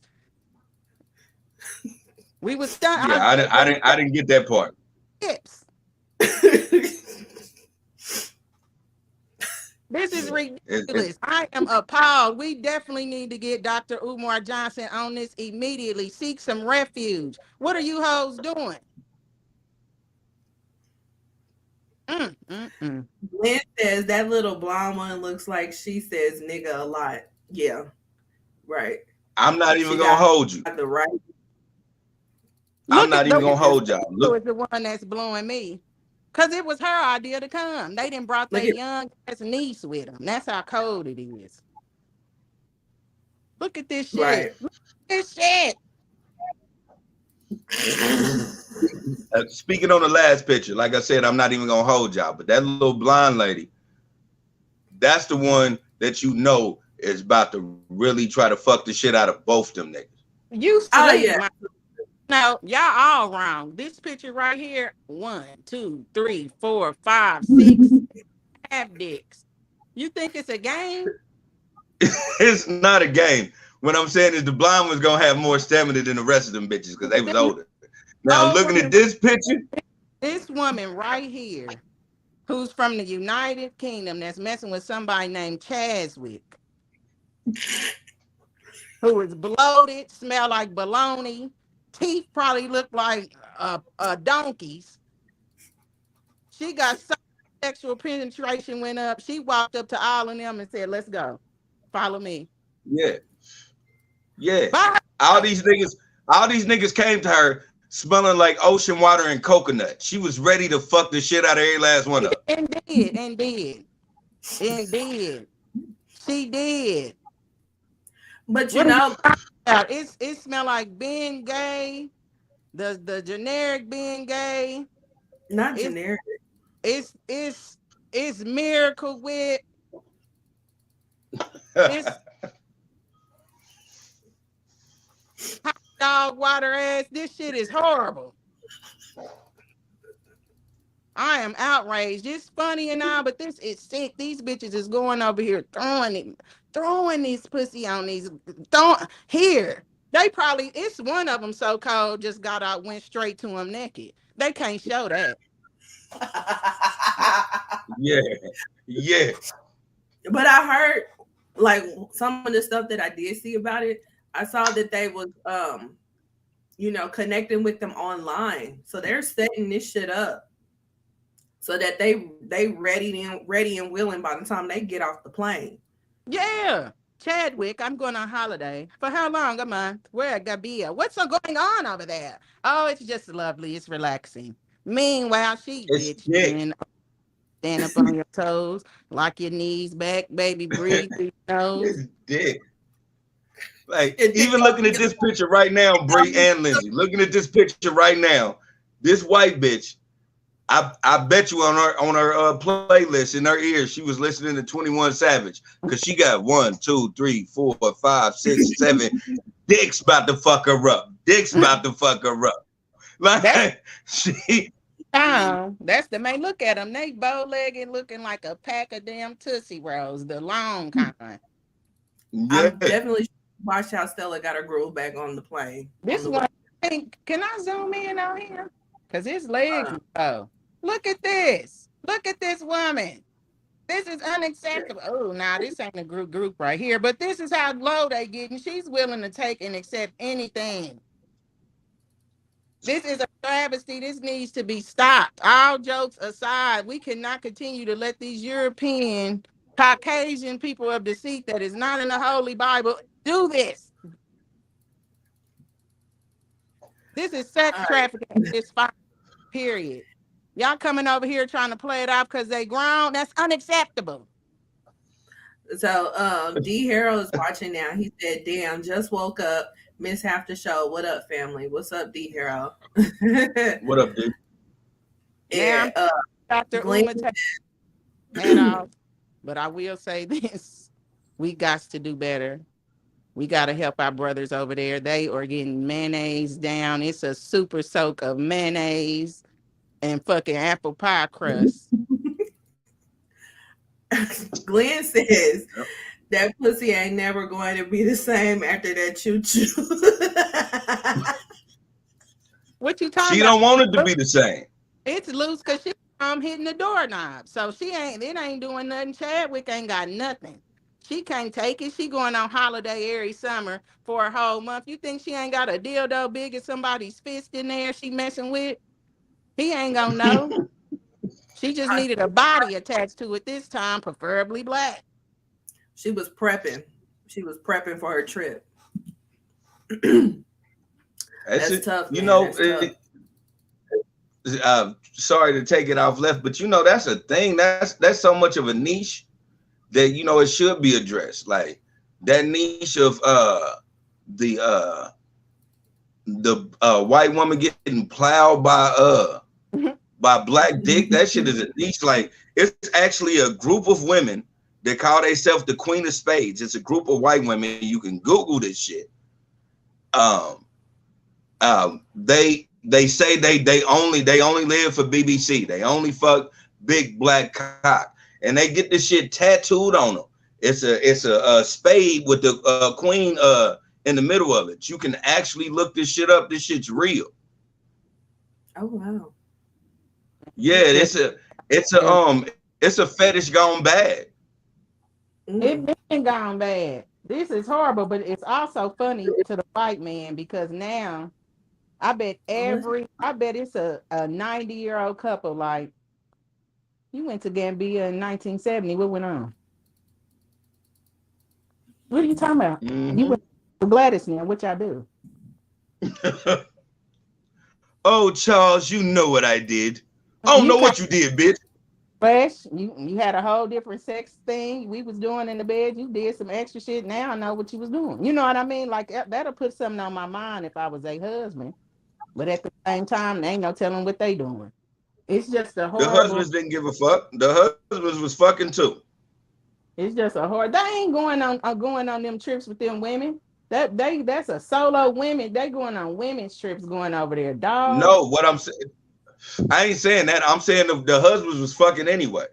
Oh yeah, they was too. But at the same, that's sad. That is really a sad deal that these the Gambia tourist person, I can't think of who it was, the commemorator was like, we gonna have to stop these women from coming over here. But it was a skit on Saturday Night Live, and it was about people being middle-aged women, and they was like, you guys feel horrible, come here. And it was, but they didn't say Gambia, it was somewhere else. And it was basically like, we come here every summer for 2 months and just relax, but it's our type of, our kings on the back of these women hugging them and all, basically insinuating, if you old and white, come over here. So it's something these bitches been doing for years we didn't know about. How I know they been doing it, SNL made a sketch about it, and it's some truth in it. Yeah. Yeah, Glenn says Queen of Spades clutches pearls. Yeah, I just looked up on Google Queen of Spades BBC, and a bunch of porn links came up. So I'm not gonna explore any further on this live show. Exactly. Now you know, and yeah, that's how real it is. Yeah. Y'all can go on ahead and do what y'all will with that. But yeah. Gambia, save our man. Where's Biden in to get these bitches up off of them? They sucking them dry over there. Again, like I said, and shout out to all my white lady friends that I know. I'm not talking about y'all, but now y'all know the reason why I'm just y'all motherfucking friend.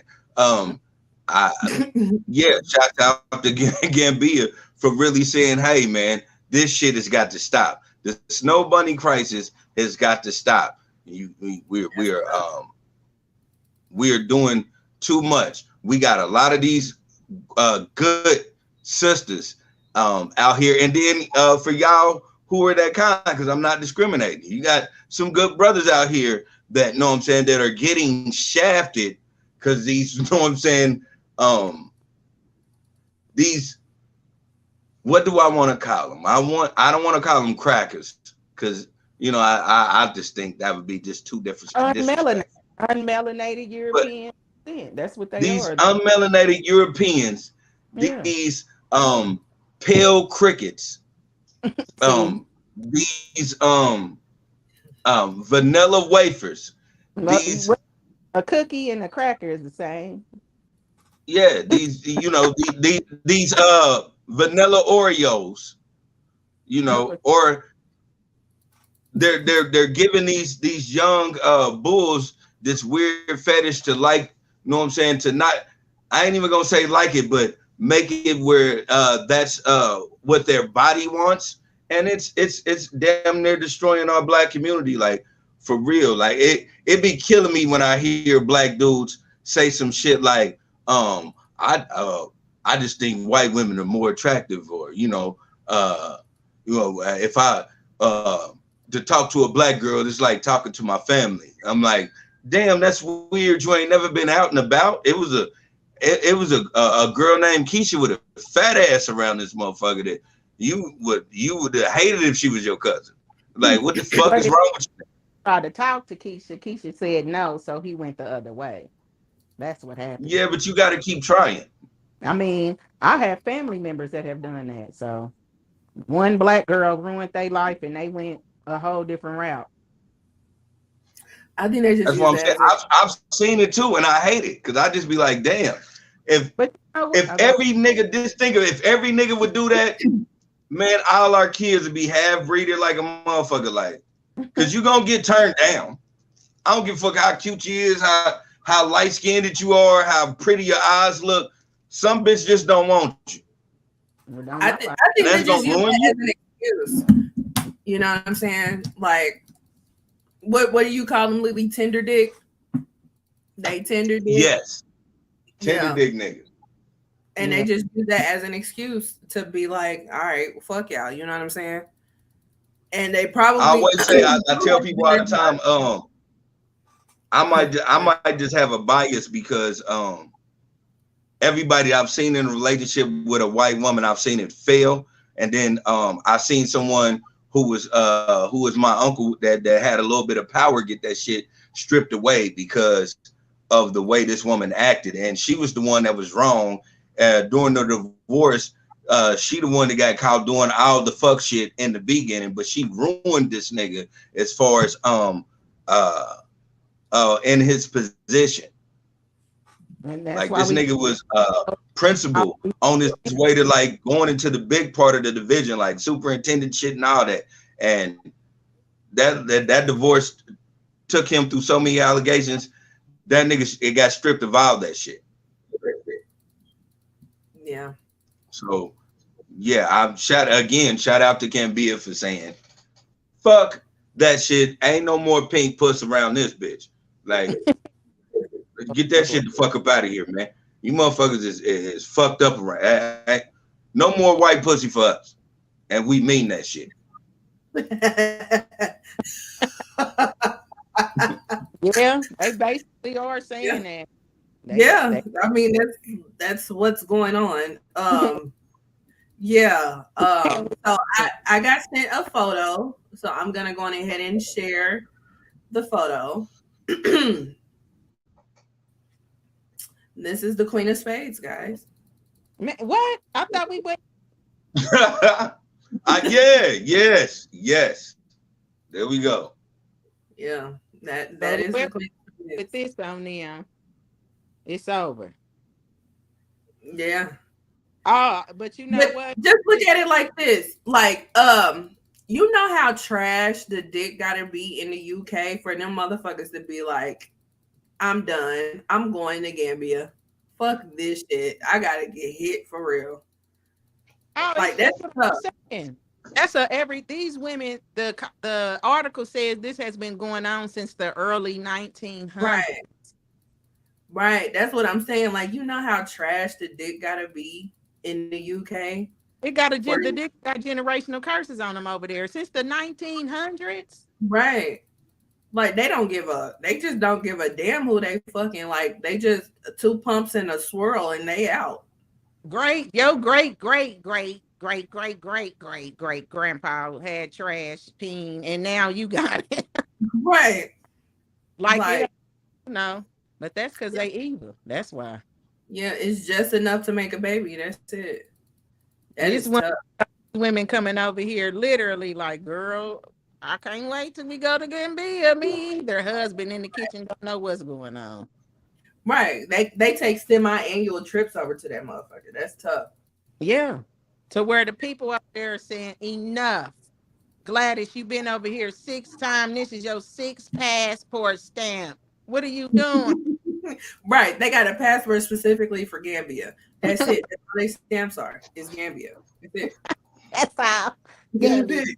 Gambia. Damn, this your 6th time this year. Did you ever go to America once? It's in the back. Right. Like I went there just once just to make sure that the passport worked. Like it's Gambia restricted. I had to make sure it went other places. Right. I didn't want to get my hopes up, you know. That is sick and sad. That's tough. That's a cold. They get I'm assuming they get money. Yeah, they give them money. Yes. They're higher. That's what I'm saying. Like, it gotta really be bad for them to deny. That's what I'm saying. They go into the hood like, who want to ride with us? Everybody like, I don't know, man. They turning their back. Shit, I'll get back with you tomorrow. But I'm like, I guess it's their reputation that they're just like, no, we got to change this up. Or is there a STD rate that's going back? Or is it a whole bunch of mixed babies in the UK that are coming back? Like, what is the deal to where they're just like, fuck this shit? The men are getting tired of it. It's the men. The men are tired. The men are going to the government telling y'all to do something about it. They are complaining. Yes, ma'am. It's the men that are complaining. Absolutely. Uh-huh. This is what I'm saying. This is the first time. I'm sorry. What was you saying? I said they're not going to use me for a piece of meat. Yes. Because you have to think about we're at a time we're seeing what women of our colors was saying about white men for since damn near the 70s. These motherfuckers are just coming through aggressively, just taking dick basically. like the white man been doing for years in America and all over the world. They just aggressively take pussy. These motherfuckers been aggressively taking dick for so long that Gambia said enough is enough. Mm-hmm. Like I'm tired of this shit. Every summer you bitches come through. I'm in here telling you no, I gotta go home, and you like nah, come in. And like Bree said, like before you know it, bam, I'm in a fucking van. They in the big bottle. Girl, yes, they hitting them like little bunny foo-foo. Bibbity bobbing them on the top of their head. Bat, get him. His dick's big. I seen it when he got out the water. Yeah. Before I know it, my dick's out. It's like two ladies in their 40s and one lady in her 30s that just got an old nigga. And like these motherfuckers is doing, I can't stop my dick from getting hard. These motherfuckers is doing the most. And now I gotta go home like this shit didn't happen. Like I just didn't get I didn't get ran through by 3 white bitches. But they also left $30,000. Right. Yeah. They paid for that. I gotta explain why my daughter is about to go to private school. Right. Don't worry about it. Don't worry about it, sweetheart. Look, as soon as you get back to the hood, everybody know what happened. You got brand new clothes on. As soon as you get back. Right. I gotta go right back to my right back to my job as a fucking fisherman. with some fly shit on. Right. I just fucked your bitch in some Gucci flip flops. Hey. Got you too. Your mama, all your grandma and them, they just looking at you like, because they already know. That's just enough. Like the first couple of times they was cool with it. You know, it's been going on for years. They've been cool with it for years. Then all of a sudden it started to become weird because now they just aggressive with it. Like I said, we're seeing the progression of aggressive white women. Now they just aggressive with it. You can't tell them no. By the time you realize something, these niggas got your dick out in the middle of the bar. All right. Glenn says, looks like somebody tattooed a chicken cutlet.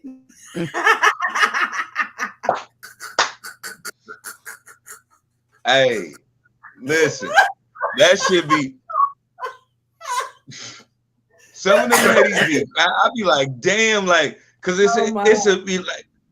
I ain't gonna lie to you, Glenn, and the rest of these people. It's a lot of older white women with these tats, and you be like, oh my God, these motherfuckers been fucking since Vietnam on nigga dick.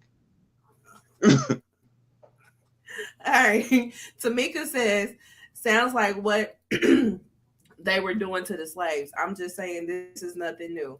Same with them old nasty men that were going into the slave quarters, taking the black men's wives and doing whatever they want. That's 100% true.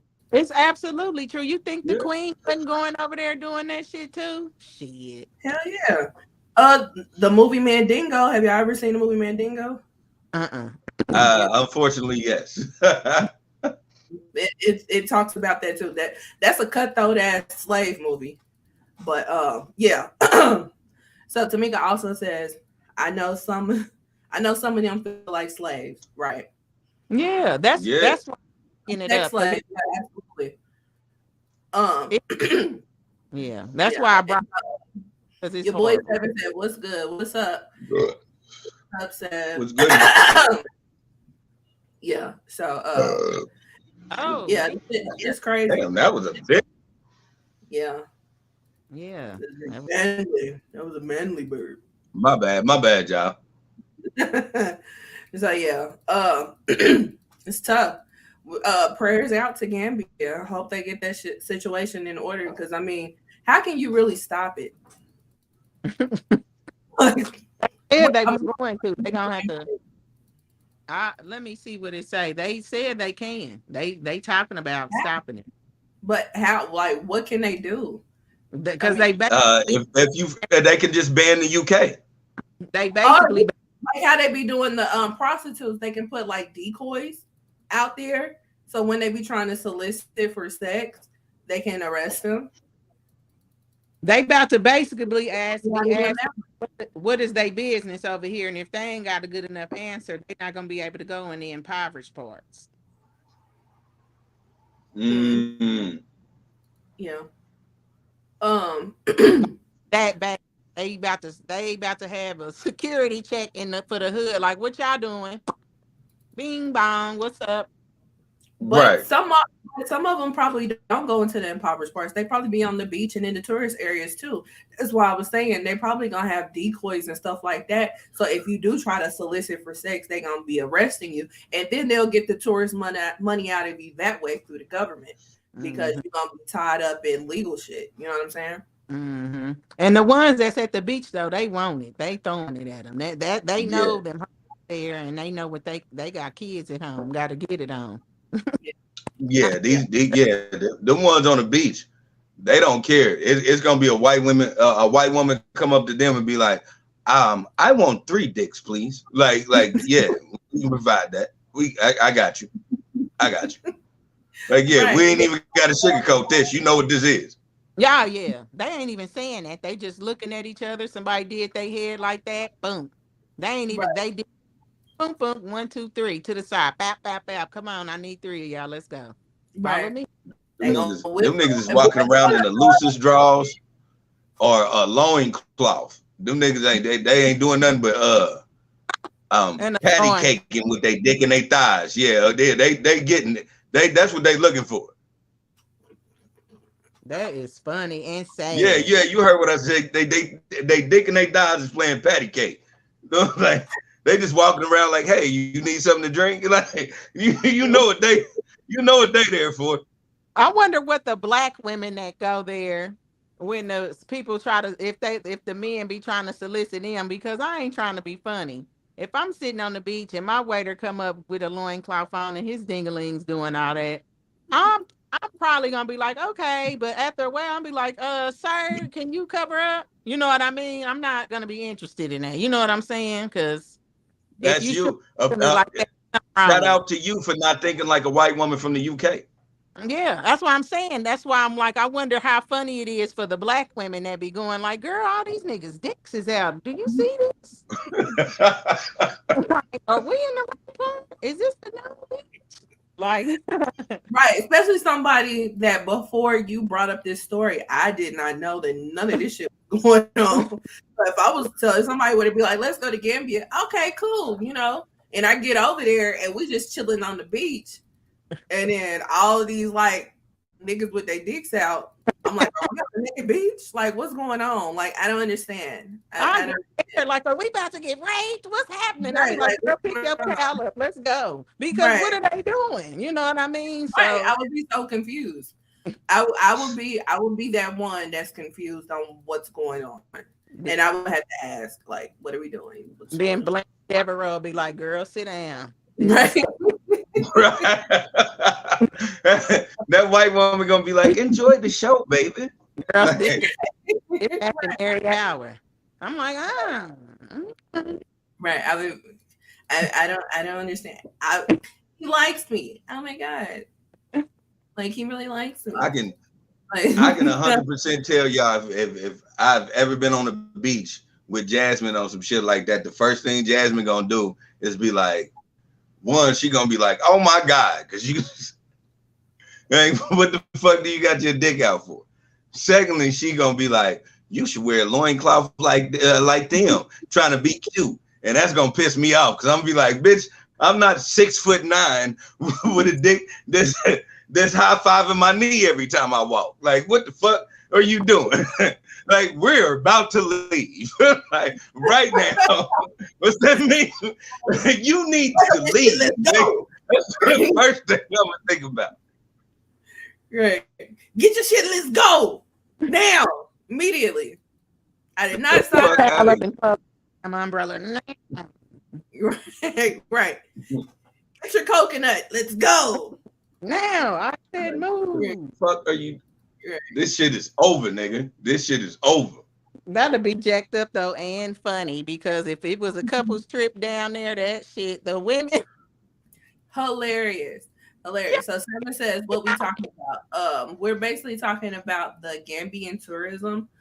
Gambian tourism is has been going on for a long time now with the white women from the UK going over to Gambia specifically to solicit dick. And the government is trying to put an end to it. Their reputation is at hand, or is it It's the government and the people. The men is tired of slanging into them. That's how old decrepit is getting. right. They're over it. They want to be known for more than just a piece of meat. Exactly. Bitch, you don't even know how I know how to play the Sega Genesis, huh? But yeah, Right. bitch. Like you just over here on some bitch. Bitch, did you even know I knew how to play spades, ho? Like, Right. fuck out of here. Beautiful beaches. We have beautiful beaches, you know. Help them. Not just long dicks on beautiful beaches, but beautiful beaches nonetheless, you know. You know? Lord have mercy on they soul. You're right. So yeah. So that is Gambia tourism. Yeah. Yeah, again, shout out to Gambia for slapping your dick in the mud and saying, stop this shit. Yeah. So all right. So what is next up? Oh, so did y'all get a chance to watch the I Want to Dance with Somebody trailer? Yes. Yeah. Mhm. Okay. So we know that Whitney Houston unfortunately passed away 10 and a half years ago. And they are now about to make the 11th movie about her life. This trailer just dropped a few days ago.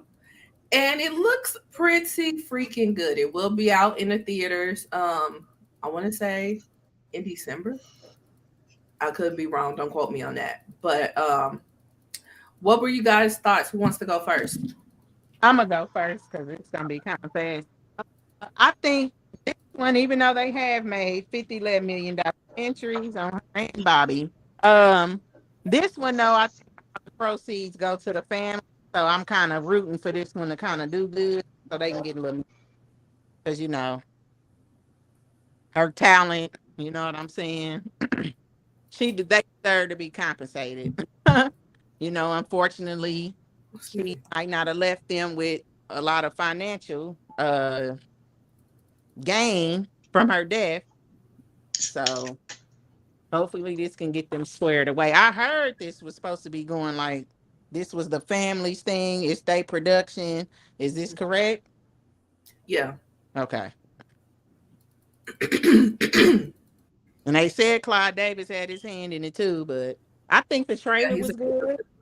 I think it's gonna be a good movie. I mean, we've seen it. We pretty much kind of know the gist, but I'll rewatch it. Yeah. Lily, what are your thoughts? My thoughts is shit. Well, shouts out. I'm sorry. Hold on. What? Sorry. I apologize. But Glenn says it's a 2-part biopic. The second part is called I Want to Rock Right Now.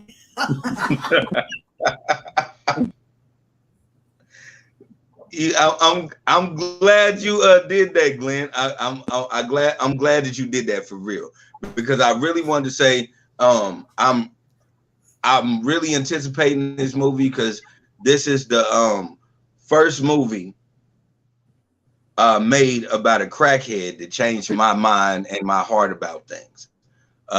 You know, we've all had it's been stars that have been addicted to a lot of things and cocaine and all that was in our moms and our sisters or our uncles' generation. Whitney being one of them, but Whitney was also a part of mine.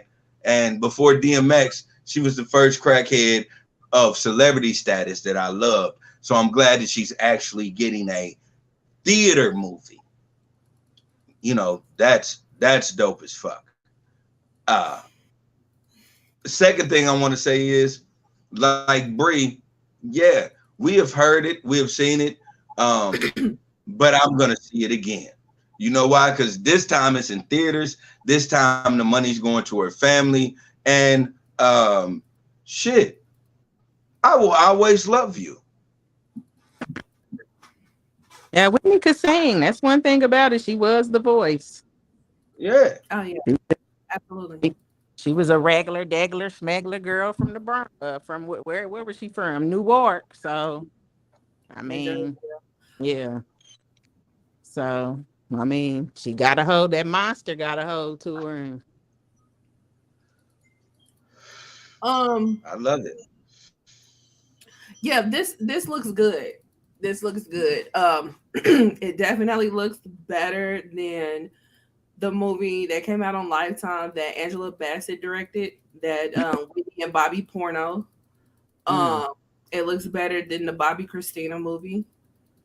So I'm here for it. I'm here for it. The person that they got to play her definitely looks like her. Uh, yeah, but go ahead. Sorry to cut you off. her vocals. You know, the other ones were unauthorized, so they didn't use her vocal. I don't think she sung at all in the Bobby Christina movie, but She didn't. yeah, but in the porno, they Deborah Cox had to sing her vocals. Um, so And she did yeah. amazing. Oh yeah, I mean there's no denying Deborah Cox vocals. That throat is amazing, and she embodied Whitney Houston. No pun. But she embodied she embodied Whitney on that. You know what I'm saying? Because it didn't. I mean, it sounded very freaking close to Whitney as anybody could get. Yeah, it did. At some points, I thought it was her, and I had to remember it. Mm-hmm. Right. So just the fact that she could do that was awesome in itself. I think that was probably the best She part has of a the good movie. voice. She has Yeah. she has a great voice. Let me say that. Yeah. I'm gonna use your word, Lily. Phenomenal. That we not gonna front. Deborah Cox has a phenomenal voice. Exactly. Okay, cool. I'm glad you said that because I just was gonna be PG because when you said, you know, her throat was amazing, I automatically turned into a 7th grade boy. Yeah. So I'm like, I don't know. But I know her vocals are phenomenal. Yeah. Her vocals is awesome. So yeah. I didn't like how they tried to play Bobby in the trailer. We only saw the back of his head. You know, but we saw Robin, her true love. Oh yeah, we seen Robin. We saw Robin.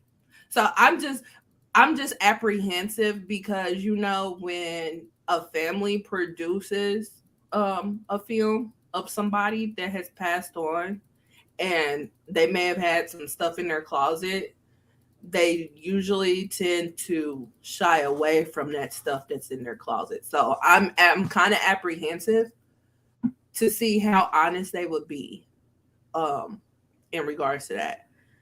But nonetheless, I am anticipating this movie. I will be there to watch it. Oh yeah, another thing that we saw that they did portray Whitney was the Bobby Brown story, that mini series.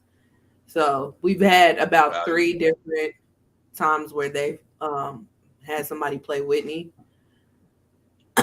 So not to mention all the follow-up documentaries on her and Christina about our secrets we may or may not have knew that they exposed too. So right, and then the family's reality show after she passed.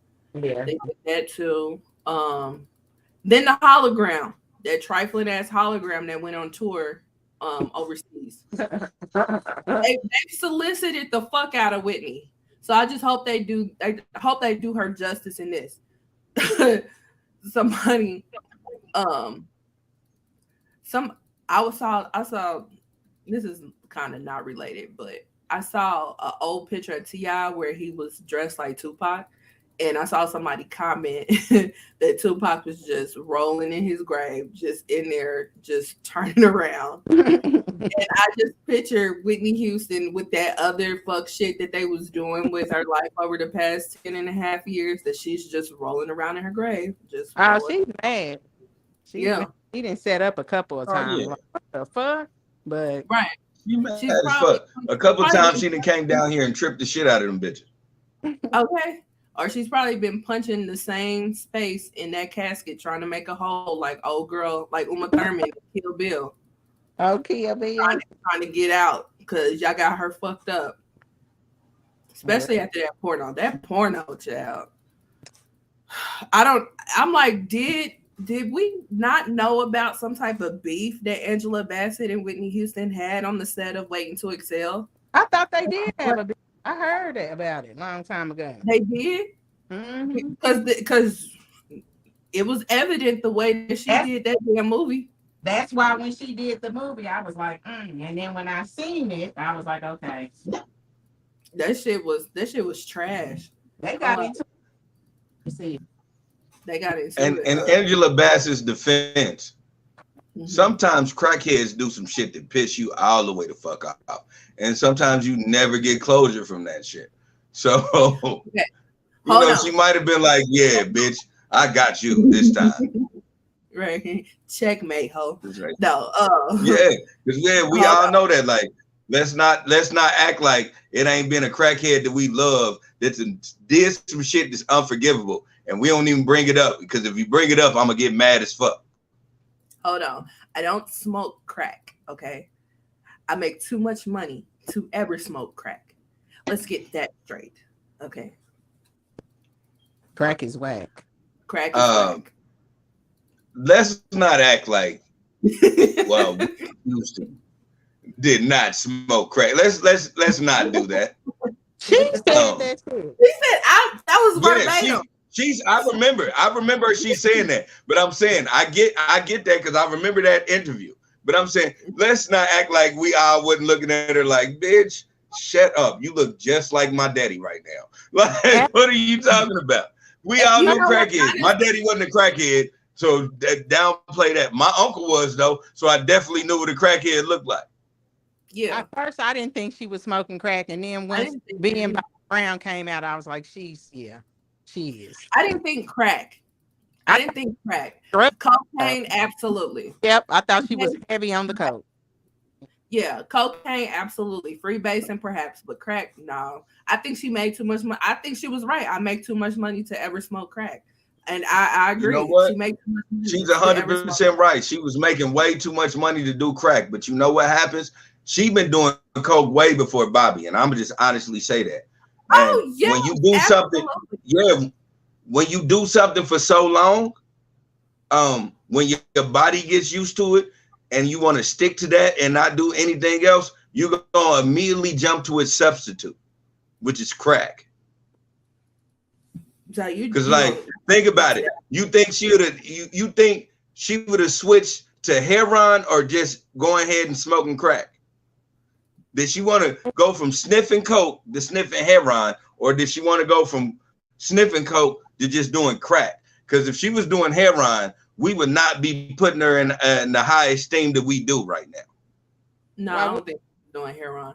Glenn says cocaine is the main ingredient in crack. No shit. But that's my point. She's gonna do the real McCoy. She's gonna get the purest shit that she can find. She's not gonna get some rocked up shit that's mixed with baking soda. Yeah, like she went where Scarface. Huh? I said she went to where Scarface went. She met Right. She's right. Yeah, she definitely was. She's not rocked up shit. She definitely was doing all that. And then after a while, you know what she started doing? She started rocking that shit up herself. Listen, I come from a line of hustlers, not even trying to be on no extra shit. But I've seen this shit happen to niggas who start toting the line. After a while, they start getting on that cocaine cloud. That's just what it is because they want to chase a better high. I Yeah. The great Whitney Houston starts smoking crack. Yes. I don't Nobody smoke it. I don't think it started out straight crack. It evolved. I give you that, but I'm saying she went to smoke. She at the end of her life, she was smoking crack. Yes, when she was hanging with Bobby Brown's sister, they was smoking crack. The sister said it, but it went from freebasing to crack. So yes, yeah, I totally agree. I'm just saying, like, let's not be that kind. Like, again, like I said in the beginning of what I was talking about Whitney Houston. This was one of the first celebrity crackheads that I loved. But I ain't gonna deny that she didn't smoke crack. I ain't saying she did it from the beginning. I'm saying before she died, she did some crack. Okay, maybe that just wasn't her drug of choice especially when she said that she makes too much money to smoke it. But what are the other crackheads that you are fond of? It's only two crackheads that in my life that gave me a different perception and made me and got me through some shit. And that's Whitney Houston and that's DMX. Yeah. You know who else was a crackhead? Marvin Gaye. Yes. And Alexander O'Neal. Alexander O'Neal was a crackhead? Yeah. I did not know that. Allegedly. It's all alleged, but yeah. I believe he said in his Unsung. But shit, Marvin Gaye was before my time. I love Marvin Gaye, but that, you know what I'm saying, that's my mama's generation of somebody that influenced him. Whitney Houston influenced me, you know, with her vocals and some of the songs she sung, and DMX influenced me with his vocals and the songs he sung. So these are two crackheads I love. I was just going down the crackhead list of singers. That's all. Morris Day was on drugs too. Morris Day tried that shit. Now who stayed on it was the DeBarges, because that's how Marvin Gaye died. He went up in his house high and his daddy shot his ass. Yeah. Glenn says Alexander O'Neal smoked his teeth away. Yep, he absolutely did. That's crazy. I did not know Alexander O'Neal was on crack. That's wild. Yeah. Yeah. So, all this out. So did. I'm in love with a crackhead. But yeah. So that's that on that. So yeah. Next up is the fucked up song of the week, the day, the episode, whatever you want to call it. Today it comes to us by Division, and the song is entitled "If I Get Caught." Now, who would like to recite the lyrics? I have never heard that song till you said something about it. And the song went number 1. That's the crazy part. Who sang it? Huh? Who sang it? Division. Yep. Yeah. So who wants to read? That's why I'm not reading, because I can't genuinely say if I'm a fan of the song or not. Oh, well, I can honestly tell you won't be.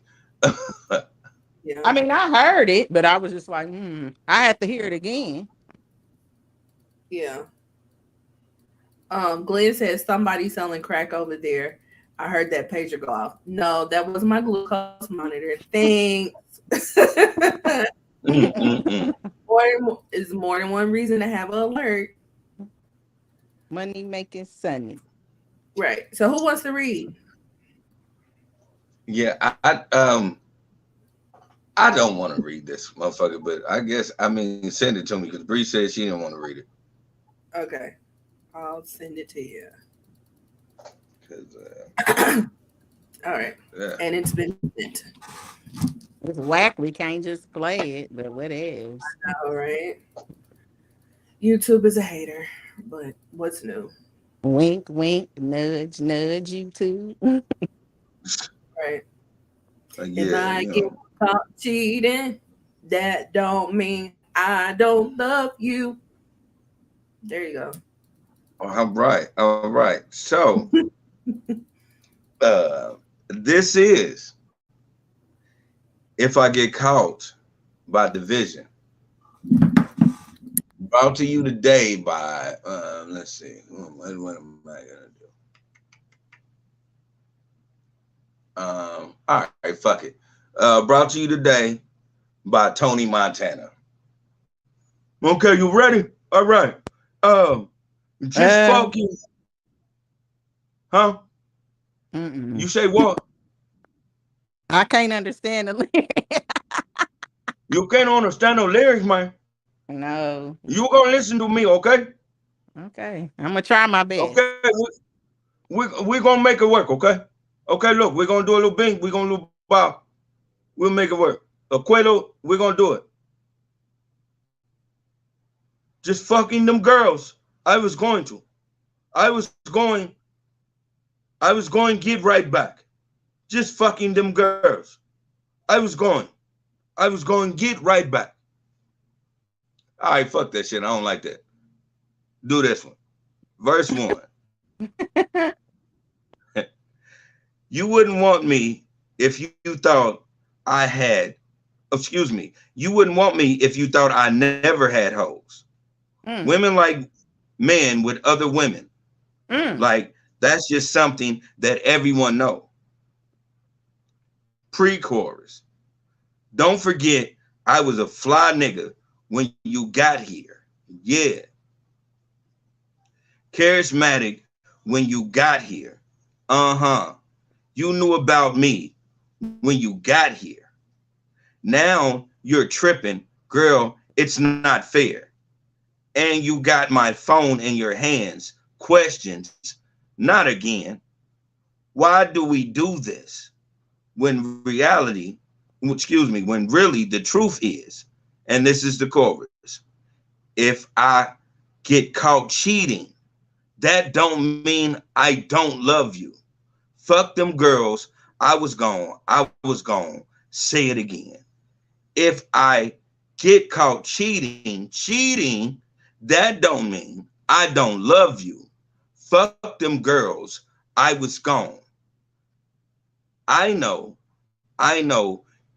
you won't, what? You won't, ain't got, let no one little. What the fuck? That is some weird shit to say. I know you won't, ain't got no, ain't got, ain't gonna let one little, excuse me. I feel like Mayweather, sidebar. That was a weird thing to say, y'all.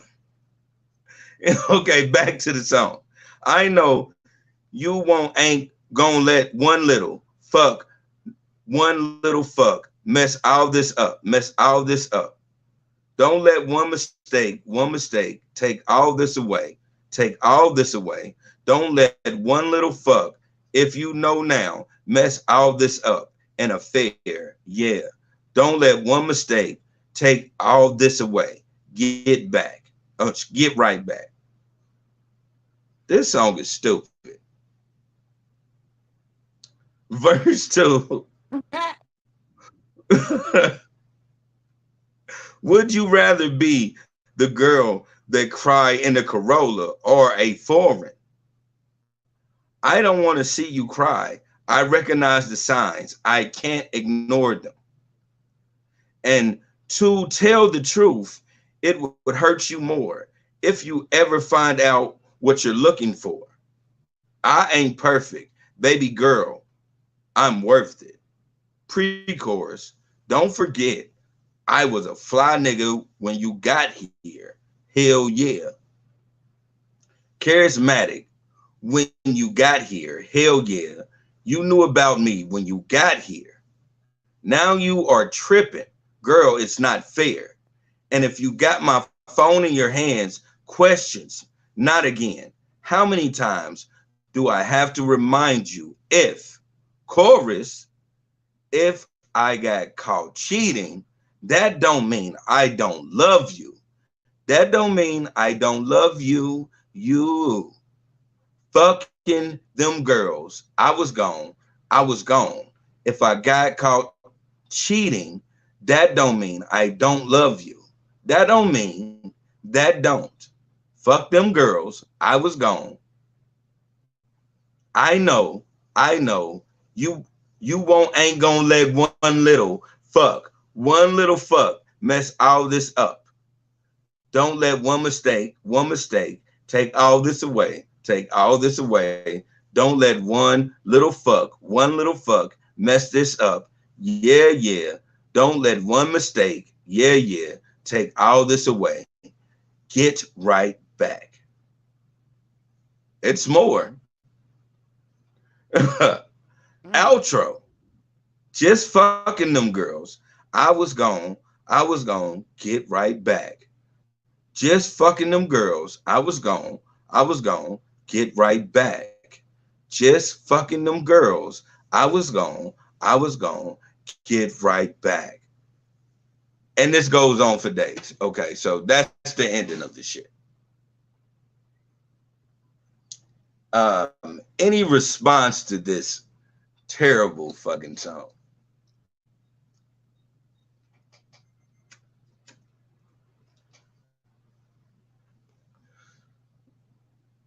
I say, what is everybody Put the go? smoke to that, Everybody huh? go? I don't. You had to smoke to that one, huh?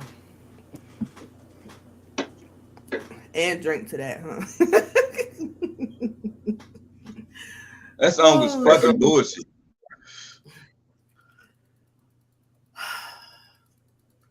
The song is trash for more reasons than the obvious. And it just shows how toxic the world is right now for that song to go number one. Exactly.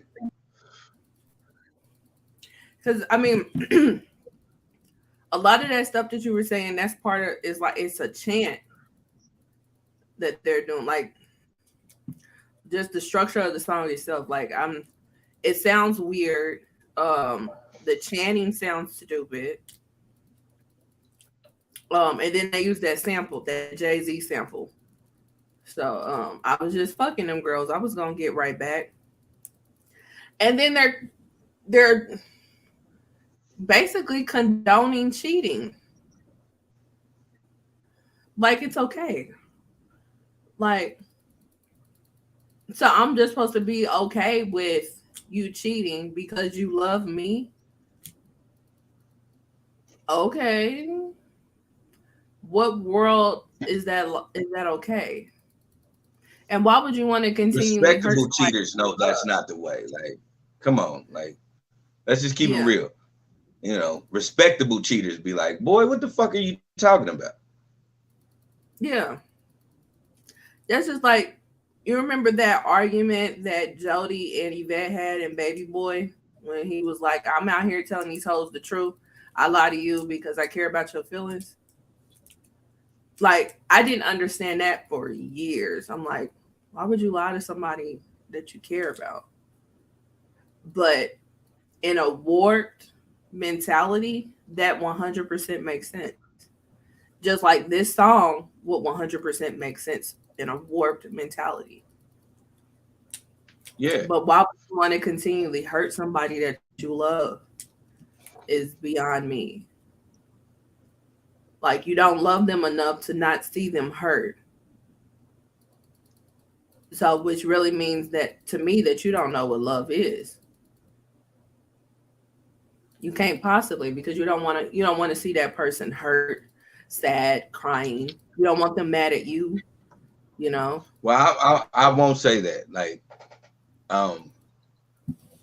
before this podcast, I did say I really understand that just because you cheated on somebody doesn't mean you don't love them. And like I said before this podcast, That's not me saying that that's something I've done. But I ascertain that the things that I have seen in life, that shit is true. That is still no excuse at the same time that I say this. That's no excuse. You know, it's still some fuck shit. And it, you know what I'm saying, it's still wrong and it still breaks up with whatever your significant other thought was a bond.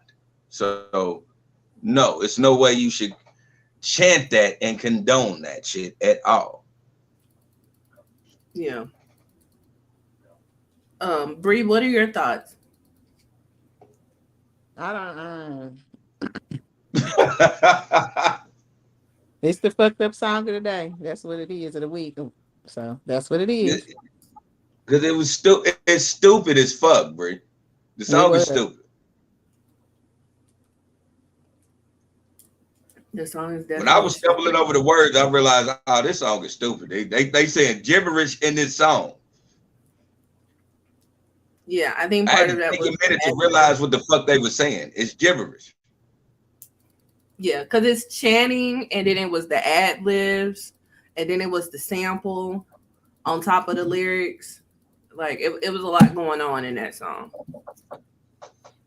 But so, yeah, it's very toxic. And people do honestly think like that. Oh yeah, that's why I went number one, because niggas is reflecting that. Niggas and women is right now is reflecting the shit out of that. I don't know what it is, but it's like it's a trend right now to be toxic. I don't know. The song was dumb as hell. We know what it is. We know what it is, but we don't want to say it. Well, you say it. What is it? The truth be told is, you know, we are really influencing people with music and the things that we say, and we have got caught up in situations of the city girls and like niggas is just chasing the bag or niggas is shooting the ops. You know, the underlying thing is the music creates the environment, and once they put something out there to like trend and then go somewhere, it's then it becomes just life. That's just what you do, you know. And that's what's been going on. We have been coming up with music as a people that is condoning way more fuck shit than it is to realistically have a family. And what's so crazy about it is we do the shit with no resolve, like it doesn't have a what they call it, a imprint on the world. Because like this song is number one, and everybody is gonna practice. Not everybody, but niggas that love this song is gonna practice this mentality.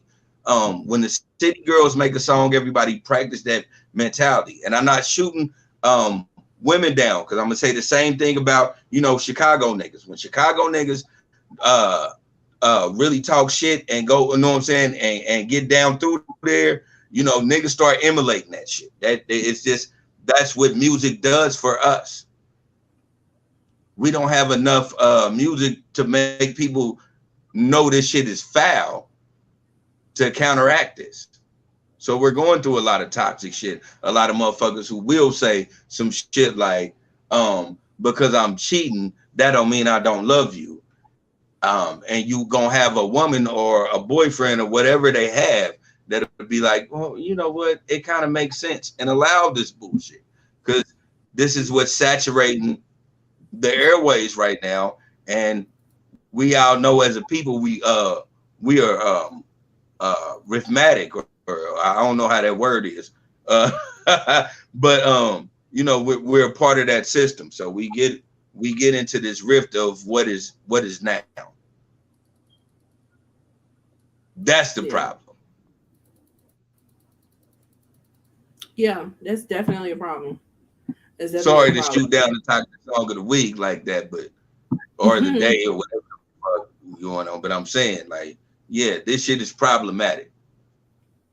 Yeah, it's definitely problematic. I think it was a perfect song to be considered fucked up because it's fucked up on so many levels. Yeah, I don't I don't sit around listening to shit like that because that's weird. Just like Gambia said, fuck all this miscellaneous white puss. And the music industry, or just in general, man, we got to look at just telling the truth. You know, if you're gonna be that nigga, just tell the truth. I say that all the time. I mean that shit. Like, just tell the truth, man.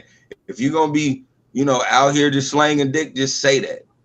Like, Yeah, you will end up being you'll make yourself feel better, and you won't ruin somebody. Same go with women. We be emotional, and the first thing when we do some shit, and I can't call it crazy, but like if we do some shit that women do because we emotionally distraught over some shit that happened to us, that's the first thing that they say is this nigga crazy. Like, we supposed to get used to that shit. If y'all can say that y'all are not, don't want to be used to that shit, can't do it, we should say the same shit. yeah, Like, so yeah, just stop that. Just tell the truth. Make a motherfucker understand if they fuck with you, they can fuck with you because of this. Like, because you told the truth, not because you're lying to them. hmm yeah, Fuck that shit. That should be your choice. Like, this nigga getting his dick sucked by random people. That should be his partner's choice to deal with that. yeah. Excuse me, how I worded. Yeah, to deal with that. That should be a choice. That shouldn't be nothing you find out about. Right, But right. people ain't nobody gonna, man. People are weird. Nobody's gonna tell the truth like that. You can catch them and be like, I talked to the person, and they'll still lie and be like, that wasn't him. But So what I'm saying, what I'm saying is, it's everybody's not like that, Bree. Like me and you've had conversations where you just be like, I just keep it real with, you know what I'm saying, with the person I'm dealing with. you know Like, what some that people actually just keep it real. I keep it real with the person I'm dealing with, and I think in their mind they think I be lying and I'm not. That's weird. Like I could tell somebody like, oh, I'm talking to a couple of people. I'm not gonna be sitting in the house, and I guess in their mind they like, yes, she is. Okay, you know what I mean? And then if it ever does come out, then it'd be kind of a shock, like, oh, I thought you, but I told you. So then you have that. Whereas people be in delusions. But Yeah. at the same time, them people gotta understand what it is. Nah, people Like, don't a person ain't understand. never gonna stop being them. Hmm. What you say? I said a person ain't never gonna stop being them. So just be, you know what I'm saying? Just be real. Like, if I, you know what I'm saying, was at a situation where I was just like, shit, I want to sleep with other women, then I'm gonna just say that, because I don't want anything to like double down on me if I get caught. So I don't I know what mean, I'm saying. I'm just one of them. I don't be understanding the whole lie issue. I get it when you were younger, when you young and shit, and you be that kind, you be like, oh, you think you can keep everything a secret? But nah, as you get older, when you get in your 30s and your 40s and all that shit, who the fuck is doing all this shit to people? Ain't man, nobody lying. Like, yeah, I'm they are, fucking Martha down the street. they lying. You can catch They them. they You lying. Yeah. can catch them Yeah, fucking you'll the be girl, And them, man. surprised. and them niggas is weird. Oh yeah. Again, these niggas is weird. I think I'm a weird nigga, but I guess I'm not weird like that, because I ain't gonna do that. I don't want that confrontation. That shit embarrassing as hell. I don't want to be nowhere where a motherfucker confront me with a bitch. Like, that's weird. You see that shit and you be like, you laughing and shit. Like, this old nigga done got caught with a bitch named Gertrude. Like, what the fuck? Like, nah. Don't nobody want I'm to do that. I'm gonna just keep it 100. Like, hey, I'm I just fuck with Gertrude. I'm just like I'm old and I'm lazy and I'm tired. And I just don't understand like all the energy that you put into to keeping the lie alive. And I'm cool on all of that. Like if it's that deep, then I don't have to be there. Like, and that's okay. And that's the thing. Like a lot of people, like you have to like tell people like, okay, you're just not where I need you to be. And that's okay. You know what I'm saying? Like living your truth. If what you want to do is be out here, then be out here. But you're gonna be out here without me, and that's okay. You know what I'm saying? Exactly. Like you have to like I don't know why people are like not understanding that it's okay. And I tell people like, if you not where I need you to be, then that's fine. Do you. And that's okay to do you. You know what I'm saying? Like, but stop trying to force a square into a circle. It's never gonna happen, Exactly. you know?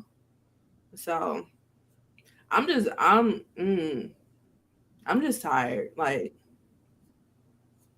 I'm just tired. Mentally and physically I'm tired.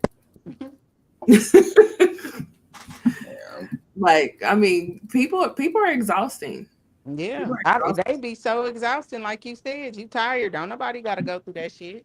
Yeah, like why? Like, On somewhere. You know what I mean? Like, yeah, you got to keep up with a lot of shit. You know, you got to figure. I mean, and then you got to keep up with different people and different people's personalities and different people's schedules and what they got going on at their house and how you can't let the two houses intertwine and like that's a lot.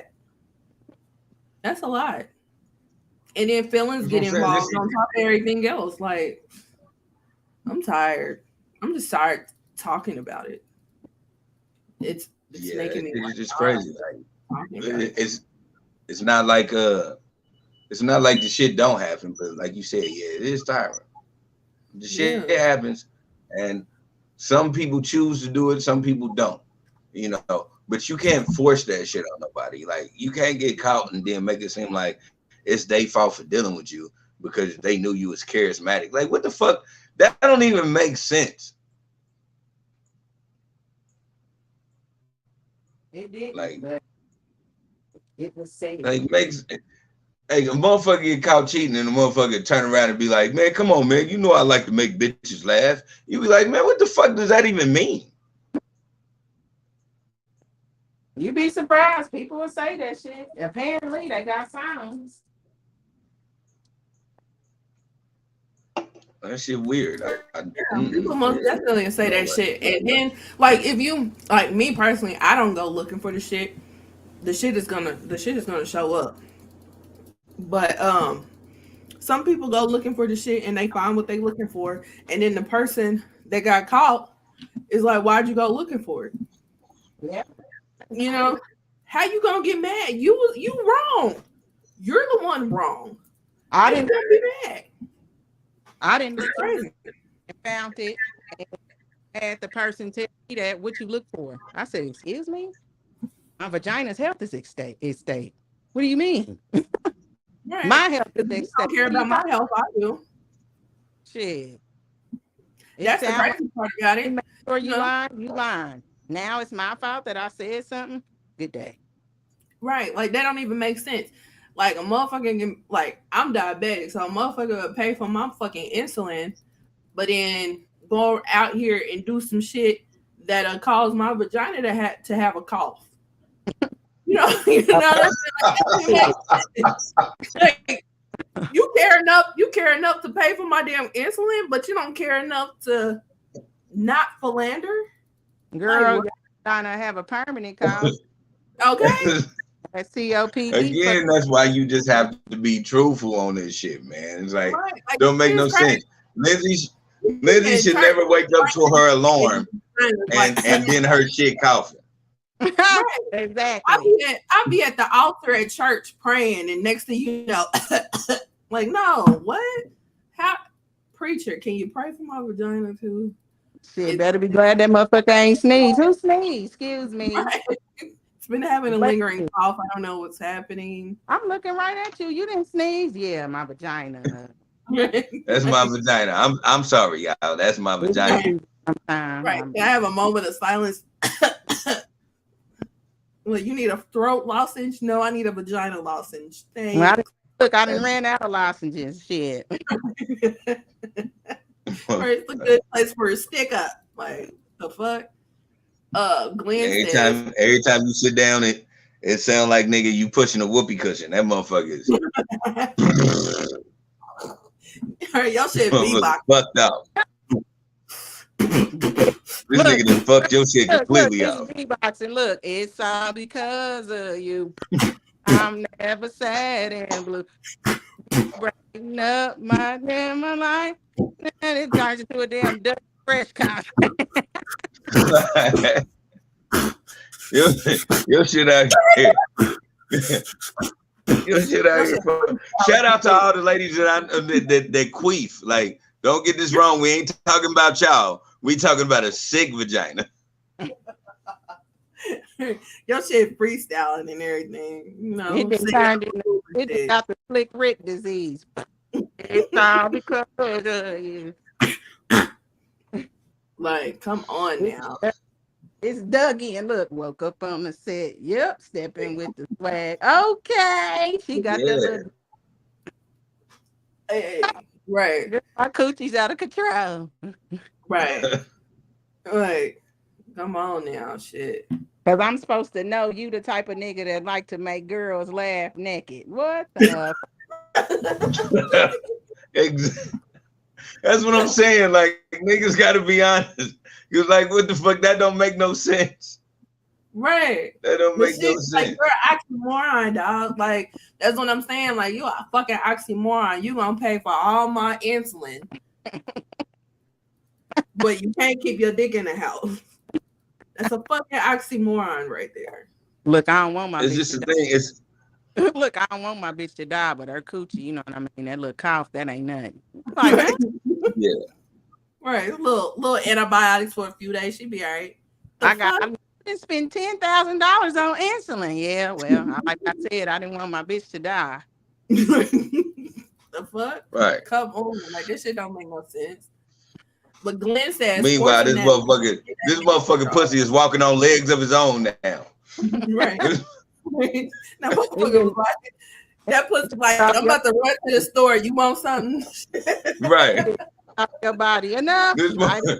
My own. This motherfucker walking. This lady walking through on heels, and then you see these little pinkies, like right under her dress, like like what the fuck is this?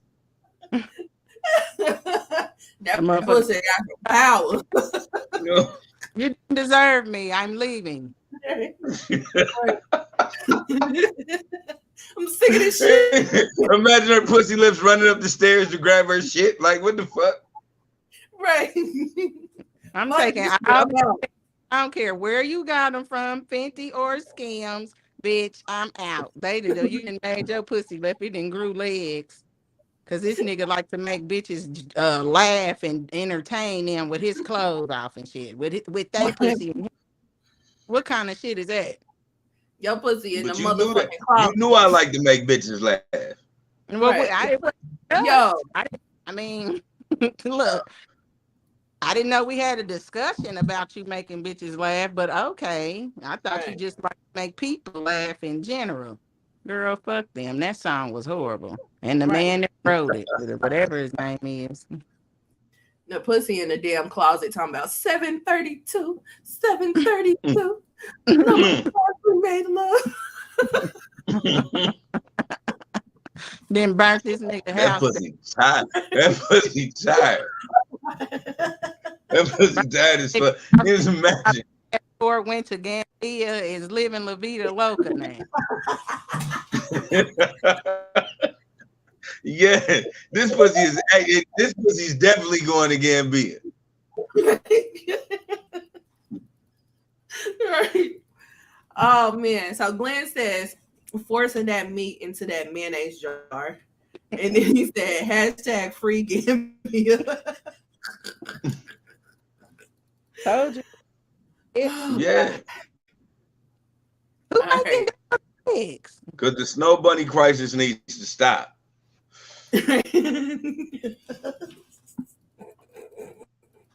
Period.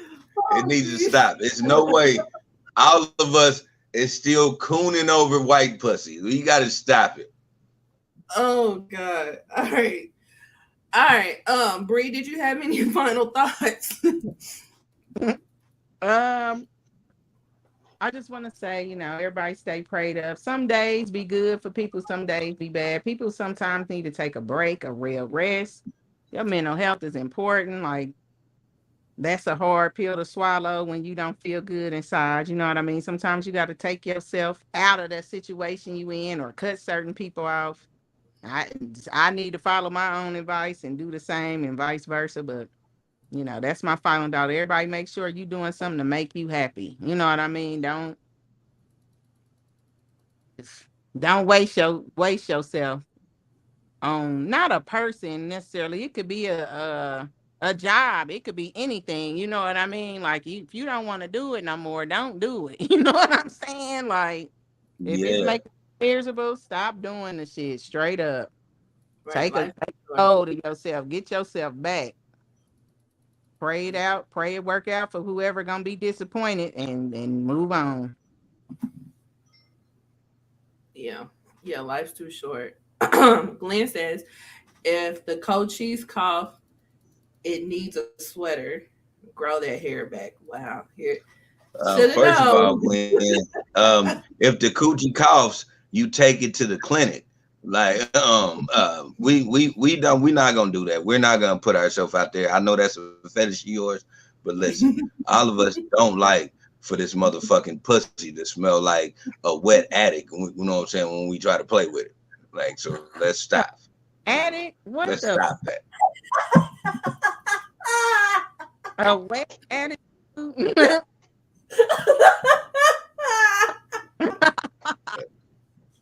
Lord. Let's fucking cut the bullshit. Whoa, that is horrible. Oh, Have you wet attic. Have you smelled an attic before? First off, let's start there. Attic. Lord, they do have a smell to them. So Right. Yes, they do. Now imagine that smell on top of hickory wood. Mm. Yeah, I don't need the vagina smelling like that. I don't give a fuck how clean you are. Like, listen, I'm just gonna keep it 100 with you. I don't care how clean you are. If you got hair down there, it's always gonna have that hair is gonna have its own smell because it's been through the day. I don't give a fuck if you just cleaned yourself. It's gonna have if you clean yourself, it's gonna have that the whatever you use to clean yourself smell on top of the vagina, with hair. So I'm saying, just go ahead and take the hair off so we don't have to do them extra smells because niggas is nasty. We'll do some weird shit. I can attest to myself. Sometimes I just be like, fuck it. We done been somewhere, we've been kicking it. I might just go ahead and just jump into doing what I'm doing. What I ain't realizing is we've been dancing for 4 or 5 fucking hours and about to come home. So now we come home and I'm ready to go to town and this motherfucker smell like leather. And I'm trying to figure out why. We've been dancing for 4 hours, and the hair keeps the smell on it. Said it smell like leather, dude. My leather's so soft. Man. Or like that, like I said in the beginning, like shit, a fucking wet fucking attic. Like it don't stink, but it's like, what the fuck is this? It smelled like it smelled like 1972. Like, y'all remember back in the day when you would get in the car and it had like back in the 80s and you got in your grandma or grandpa's car and the seats was leather. Yes, I know exactly what you're talking about. Right, in that Buick. I smelled when you got in there. So that's what you when you said that. That's the first thing that popped into my mind because that is the leather Yeah. smell that I remember. All right. Yeah, So that leather seat that you knew your uncle was old but was creeping because for some strange reason that motherfucker smelled like ass and Elizabeth Taylor. You'd be like, what the fuck is going on in this seat? Mm. all right, hold on. Glenn says, wow, what soap is that? 7 says, laugh my motherfucking ass off. He also says having COVID-19 makes it smell even worse. Wow. That's tough. I'm glad I never caught COVID. Me, I've been tested a million times with my job. It was always negative. I caught it. I caught it. It was horrible. Glenn says Tom Ford makes a great leather in old cologne. Yep. Yeah. And let your woman keep that hair on that shit. Like, nah, I'm gonna shave the sides, but I'm gonna keep this down here. That's what it's gonna smell like. It's gonna smell like your old wallet. With the landing strip, it's gonna smell like a real landing strip. Still gonna eat it. That's what's funny. It's still yeah. I'm just saying we're gross. We are. Some people like a little must.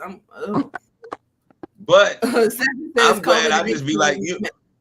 Me and my girl both be on the same shit. We be like, nah, hold up. Let me hit the bathroom real quick. Yeah, because I mean that's only right.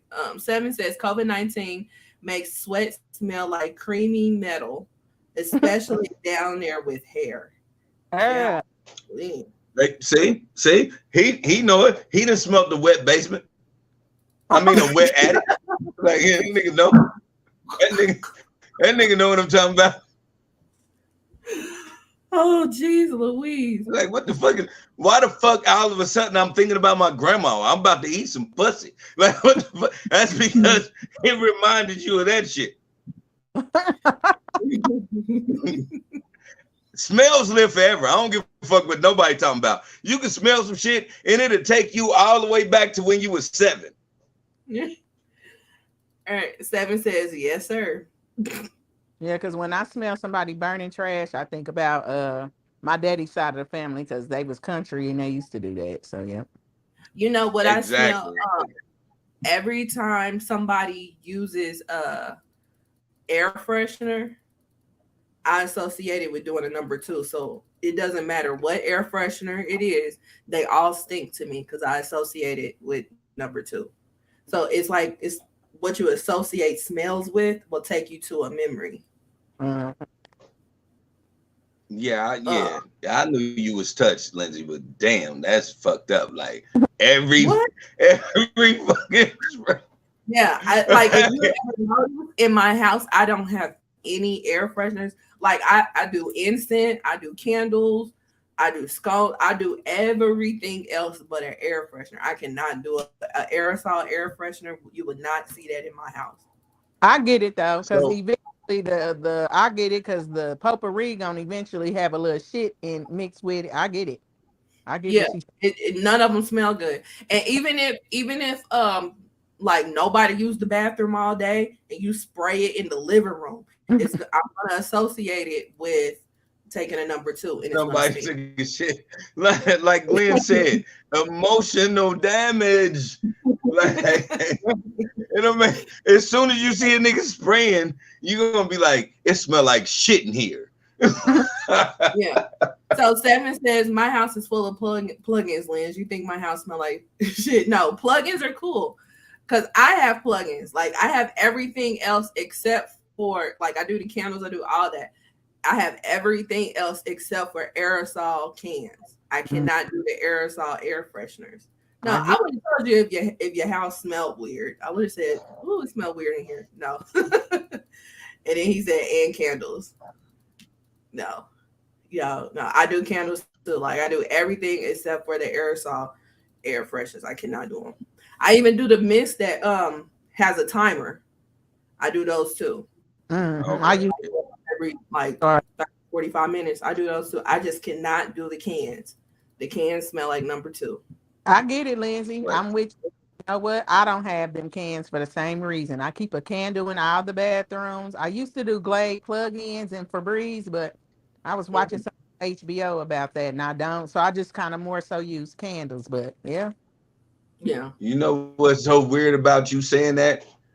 When you use the mist part, you know you still using the can. No, it's different. It's different than the aerosol can. It's different. It's the same thing. It will put you in a mind frame of some shit. I definitely understand that because it seemed like, yeah, I don't know Listen, why because I use those. So I'm saying it come like this because I use them. It's still a fucking can of aerosol. It's not the Listen, this is my breakthrough, y'all.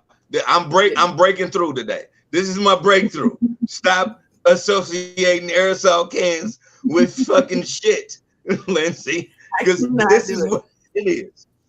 I cannot do it. I'm gonna be like, can we air this out? Because you getting this can. You're getting this can and refilling it. No. Oh my God, no. What are you doing? Oh my God, stop. No. So yeah. We just had a breakthrough, y'all. That's my final thought. A breakthrough on letting her know that this is an aerosol can that we put in these mist fucking things. It's still the same thing. It could be 1000% me. I'm not gonna shy away. It is. I'm not gonna shy away from it. You know, I have my little tweaks. That's what makes me so awesome. I have my little tweaks, but everything, all my madness has a method. I don't randomly have madness. It has a method. So, yeah, that was Jerry's final thought. Definitely awesome. Yeah, you're definitely awesome. You definitely have a method to your madness. But shady.